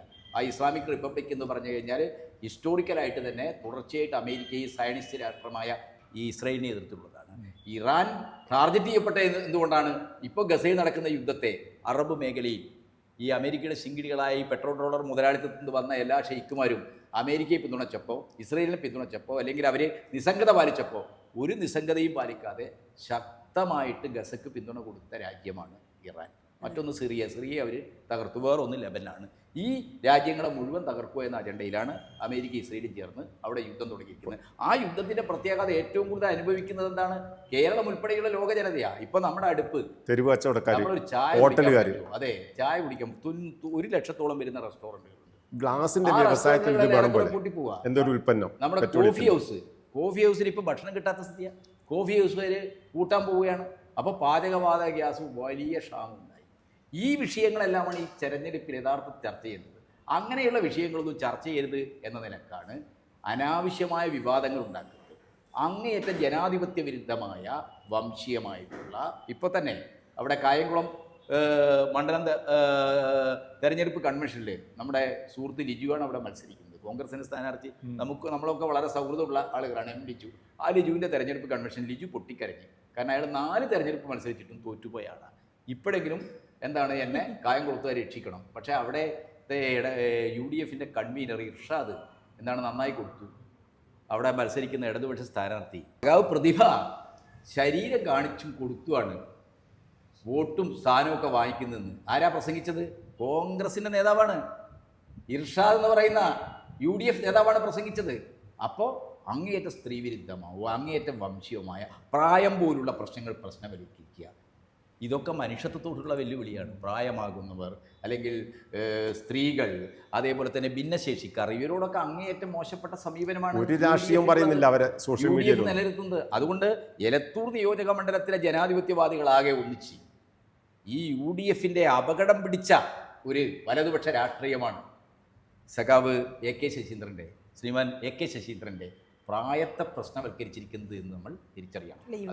ഇവിടെ ജനങ്ങളുടെ ഇടയിൽ ഉണ്ടായിരുന്നു എന്നുള്ളതും ഇവിടുത്തെ സേവനങ്ങൾ മെച്ചപ്പെടുത്തുന്നതിന് മുന്നിലുണ്ടായിരുന്നു എന്നുള്ളത് ഇവിടുത്തെ ജനങ്ങൾക്ക് ബോധ്യമുള്ള കാര്യമാണ്, അവർ അനുഭവിച്ചിട്ടുള്ള കാര്യമാണ്. ഓരോ വീട്ടിലും ജനങ്ങൾക്ക് നമ്മൾ സമീപിക്കാന്നുള്ളത് പോലെ തന്നെയാണ് ഏറ്റവും അടിസ്ഥാന ജനവിഭാഗങ്ങൾ ആശ്രയിക്കുന്ന സ്ഥാപനങ്ങളെ എല്ലാം മെച്ചപ്പെടുത്താൻ എടുത്ത സമീപനം. ഇപ്പോൾ കാക്കൂർ പഞ്ചായത്ത് ഓഫീസ് പഞ്ചായത്ത് വില്ലേജ് ഒക്കെ ആണല്ലോ ആളുകൾ ഏറ്റവും കൂടുതൽ ഏറ്റവും സാധാരണ മനുഷ്യരെ ആശ്രയിക്കുന്ന കേന്ദ്രം. പഞ്ചായത്ത് ഓഫീസ് കെട്ടിടം ഉണ്ടാക്കിയത് MLA ഫണ്ട് കൊണ്ടാണ്. ഈ മണ്ഡലത്തിലെ എല്ലാ വില്ലേജ് ഓഫീസും 6 പഞ്ചായത്തിലുള്ള വില്ലേജ് ഓഫീസ്, അതുപോലെ കോർപ്പറേഷൻ പരിധിയിൽ എലത്തൂരുള്ള വില്ലേജ് ഓഫീസ് ഒക്കെ സ്മാർട്ടാണ്. 2 ഇപ്പൊ പണി നടന്നുകൊണ്ടിരിക്കുന്നു. നന്മണ്ട പഞ്ചായത്തിനെയും അത്തോളി പഞ്ചായത്തിനെയും ബന്ധിപ്പിക്കുന്ന ഒരു അക്വാഡക്റ്റിന്റെ മുകളിൽ കൂടെ നമുക്കതിനൊരു മേൽപ്പാലം എന്ന് പറയാം. AC 1 കോടി റുപ്യ കൊടുത്തിട്ട് ഉണ്ടാക്കിച്ചിട്ടുണ്ട്. അതിൻ്റെ അക്വാഡക്റ്റിന്റെ മുകളിൽ കൂടെ റോഡ് പോകത്തക്ക വിധത്തിൽ ഓവർബ്രിഡ്ജ് എന്ന് പറയാം. നമുക്ക് പില്ലറല്ല പയരം കെട്ടിപ്പൊക്കിയാന്നേ ഉള്ളൂ. ആ രീതിയിലുള്ള വർക്കുകൾ ഇപ്പോൾ കഴിഞ്ഞ ആഴ്ച പിന്നെ നവീകരണം, അങ്ങാടി ബ്യൂട്ടിഫിക്കേഷൻ നമ്മൾ ചീക്കിലോട് ഉൾപ്രദേശം ഒരു കാലത്തും പ്രതീക്ഷിക്കാത്ത മാറ്റമാണ്. കഴിഞ്ഞ ആഴ്ചയാണ് ഹയർ സെക്കൻഡറി സ്കൂളിന്റെ 3 കോടിയുടെ കെട്ടിടം. എലത്തൂരിലെ ജനസാമാന്യം ഈ അപവാദ പ്രചരണങ്ങൾക്ക് വഴങ്ങിക്കൊടുക്കില്ല. ഇടത് ജനാധിപത്യ മുന്നണിയുടെ രാഷ്ട്രീയ മൂല്യങ്ങൾ ധാരാളമായി വളരെ കൂടുതലായി ഉൾക്കൊള്ളുന്ന ജനസമൂഹമാണ്. ആ ജനസമൂഹം യഥാർത്ഥത്തിലുള്ള തീരുമാനമെടുക്കും. ഇടതുപക്ഷ ജനാധിപത്യ മുന്നണിയുടെ സ്ഥാനാർത്ഥി ശശീന്ദ്രൻ ഇവിടെ നല്ല ഭൂരിപക്ഷത്തിൽ വിജയിക്കുമെന്ന ശുഭാപ്തി വിശ്വാസം എനിക്ക്. നല്ല രാഷ്ട്രീയം ഉയർത്തിപ്പിടിക്കുന്ന ആളുകളെ സംബന്ധിച്ചിടത്തോളം ശശീന്ദ്രനെ പോലുള്ള ഒരാൾ മാത്രമേ ജയിക്കാൻ പാടുള്ളൂ എലത്തൂരിന്ന്. കാരണം രാഷ്ട്രീയത്തിൻ്റെ കൃത്യമായുള്ള രൂപത്തിൽ ആളുകൾ ആഗ്രഹിക്കുന്ന രാഷ്ട്രീയ നേതൃത്വമല്ല അയാൾ. ഒരു വ്യക്തിന്റെ ബൗണ്ടറിക്ക് അപ്പുറത്തേക്ക് രാഷ്ട്രീയം ചർച്ച ചെയ്യണം, വികസനം ചർച്ച ചെയ്യണം. ഒരു ഇടതു ഭരണം എന്തിനാണ് തുടരുന്നത് എന്നത് ജനങ്ങൾ ചിന്തിക്കണം. വലതുപക്ഷ കാലത്തെ ഇപ്പോൾ മിക്കവാറും ആളുകൾ എലത്തൂരിനെ പറ്റി പറയുമ്പം ബാലുശ്ശേരി കോഴിക്കോട് റോഡ് പറയാണ്. പക്ഷെ UDFന്റെ കാലത്ത് എന്തായിരുന്നു ബാലുശ്ശേരി കോഴിക്കോട് റോഡ്? ഏറ്റവും നല്ല റോഡിനെ കുത്തിപ്പൊളിച്ചിട്ട് വർഷങ്ങളോളം ചെളിയും വെള്ളമായി കിടന്ന് വാഹനം പോകാൻ പറ്റാത്ത അവസ്ഥയിൽ കിടക്കുകയായിരുന്നില്ലേ? ഇപ്പൊ നല്ല റബ്ബറൈസ്ഡ് റോഡാണ്. വീതി കൂട്ടിയില്ല. വീതി കൂട്ടാൻ ഇത്രയും കോടി രൂപ അനുവദിക്കപ്പെട്ടിട്ടുണ്ട്. ആളുകൾക്ക് നഷ്ടപരിഹാരം കൊടുത്തുകൊണ്ടിരിക്കുകയാണ്. അന്നത്തെ കാലം എന്താണെന്ന് ചർച്ച ചെയ്യാതെ UDF ഭരിച്ചിരുന്ന കാലത്തെ ഒരു വികസന പ്രവർത്തനത്തെ സംബന്ധിച്ച് ചർച്ചയില്ല. അന്നത്തെ പഞ്ചായത്ത് ഓഫീസ് സേവനങ്ങളെ പറ്റി ചർച്ചയില്ല. വില്ലേജ് ഓഫീസുകൾ എങ്ങനെയെന്നുള്ള ചർച്ചയില്ല. എലത്തൂർ മണ്ഡലത്തിൽ, കേരളം മുഴുവൻ ചർച്ച ചെയ്യേണ്ട എലത്തൂർ മണ്ഡലത്തിലെ വിദ്യാലയങ്ങൾ എത്ര കോടി രൂപയാണ്. ഇപ്പൊ 5 കോടി രൂപയൊക്കെയാണ് നമ്മളെ പറമ്പിൽ ഹൈസ്കൂൾ. 5 കോടി രൂപ ഒരു സർക്കാർ വിദ്യാലയത്തിന് ഒറ്റയടിക്ക് കിട്ടിയ കാലം എലത്തൂരോ കേരളമോ കണ്ടിട്ടുണ്ടോ? 1 കോടി രൂപ ഇവിടെ UP school, Padinjattumuri UP school, 1 കോടി രൂപ പറമ്പിൽ സ്കൂൾ, എലത്തൂർ UP സ്കൂളിന് പണം, ഇവിടെ ഒറ്റത്തെങ്ങ് GUP സ്കൂളിന് ഇപ്പൊ 3 കോടി രൂപ എസ്റ്റിമേറ്റ് തയ്യാറായിരിക്കുന്നു, ബജറ്റിൽ കൊളത്തൂർ ഹയർ സെക്കൻഡറിക്ക് +1 +2 ക്ലാസ്സുകൾക്കും വേണ്ടി മാത്രം 3 കോടിയുടെ പുതിയ കെട്ടിടം കഴിഞ്ഞ ആഴ്ചയാണ് ഉദ്ഘാടനം ചെയ്തത്.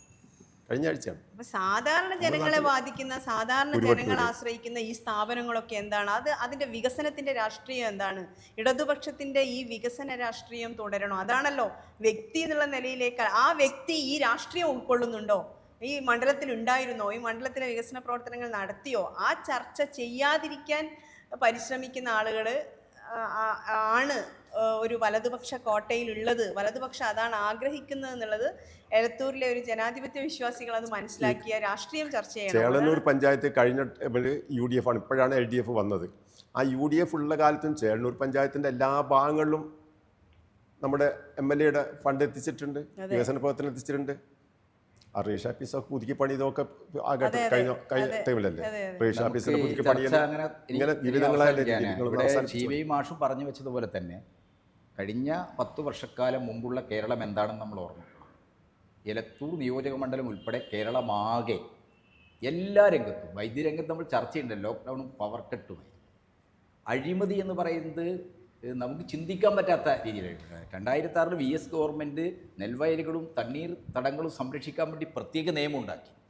ആ നിയമത്തെ വരെ അട്ടിമറിച്ചുകൊണ്ടാണ് ഉമ്മൻചാണ്ടി കുഞ്ഞാലിക്കുട്ടിയും ഈ സന്തോഷ് മാധവൻ എന്നൊക്കെ പറയുന്ന ഈ സന്യാസിമാരെന്ന് പറഞ്ഞ് നടക്കുന്ന ക്രിമിനലുകളുണ്ടല്ലോ, മാഫിയകൾ, ലൈംഗിക കുറ്റവാളികൾ, അവർക്കൊക്കെ ഭൂമി പതിച്ചു കൊടുത്തവരാണ്. നെൽവയൽ സംരക്ഷണത്തിനുള്ള, തണ്ണീർത്തട സംരക്ഷണത്തിനുള്ള നിയമങ്ങളെ തന്നെ അട്ടിമറിച്ചുകൊണ്ടാണ്. അവർ അവസാനത്തെ മന്ത്രിസഭാ യോഗത്തിന് ഉമ്മൻചാണ്ടിയുടെ ഒരു പ്രത്യേക പേര് പറയും. എന്തെന്ന ഒരു പ്രത്യേക അട്ടിമതി ഒക്കെ നടത്തുന്ന രീതിയിൽ കടുംവെട്ട് ഉത്തരവുകൾ അവസാനത്തെ മന്ത്രിസഭാ യോഗം ഈ രാജ്യത്തെ മാഫിയകൾക്ക്, റിയൽ എസ്റ്റേറ്റ് ബിസിനസ്സുകാർക്ക് ഒക്കെ തന്നെ ഭൂമിയും വിഭവങ്ങളും ഒക്കെ കൊള്ളയടിക്കാൻ അവസരം കൊടുത്തതാണ്. കടുംവെട്ട്. അതിൽ നിന്ന് വ്യത്യസ്തമായി കഴിഞ്ഞ 10 വർഷക്കാലം കൊണ്ട് വനം കൊള്ളയില്ല, പവർ കട്ട് ഇല്ല, ബാർക്കോഴ ഒരൊറ്റ ബാറിന്റെ പേരിൽ അഴിമതി ആരോപണം വന്നോ കേരളത്തിൽ? ബാർ ലൈസൻസ് അനുവദിക്കുന്നതുമായി പണം വാങ്ങി എന്നുള്ള ഒരു ആരോപണം വന്നു. സ്കൂളിൽ ഹയർ അല്ല, സെക്കൻഡറി കോഴ്സ് UDFന്റെ സംസ്ഥാന കൺവീനറാണ്, കേരളത്തിലെ വലിയൊരു ബാർ മുതലാളിയാണ് അതെ, UDFന്റെ സംസ്ഥാന കൺവീനർ. പ്രകാശ് എന്നിട്ടാണ് ലീഗുകാരൊക്കെ സുഹൃത്താണ് അടൂർ പ്രകാശ്.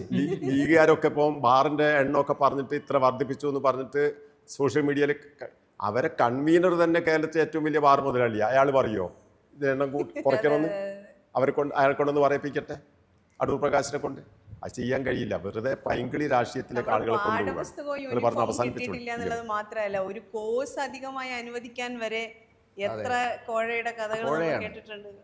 കേരളത്തിലെ വിദ്യാഭ്യാസ സ്ഥാപനങ്ങൾ നടത്തുന്ന ഒരു സമുദായ സംഘടനയും ഈ സർക്കാർ വിദ്യാഭ്യാസ രംഗത്ത് എന്തെങ്കിലും പക്ഷപാതം കാണിച്ചു, NSSO, SRPO, MESO അല്ലെങ്കിൽ അതുപോലെ തന്നെ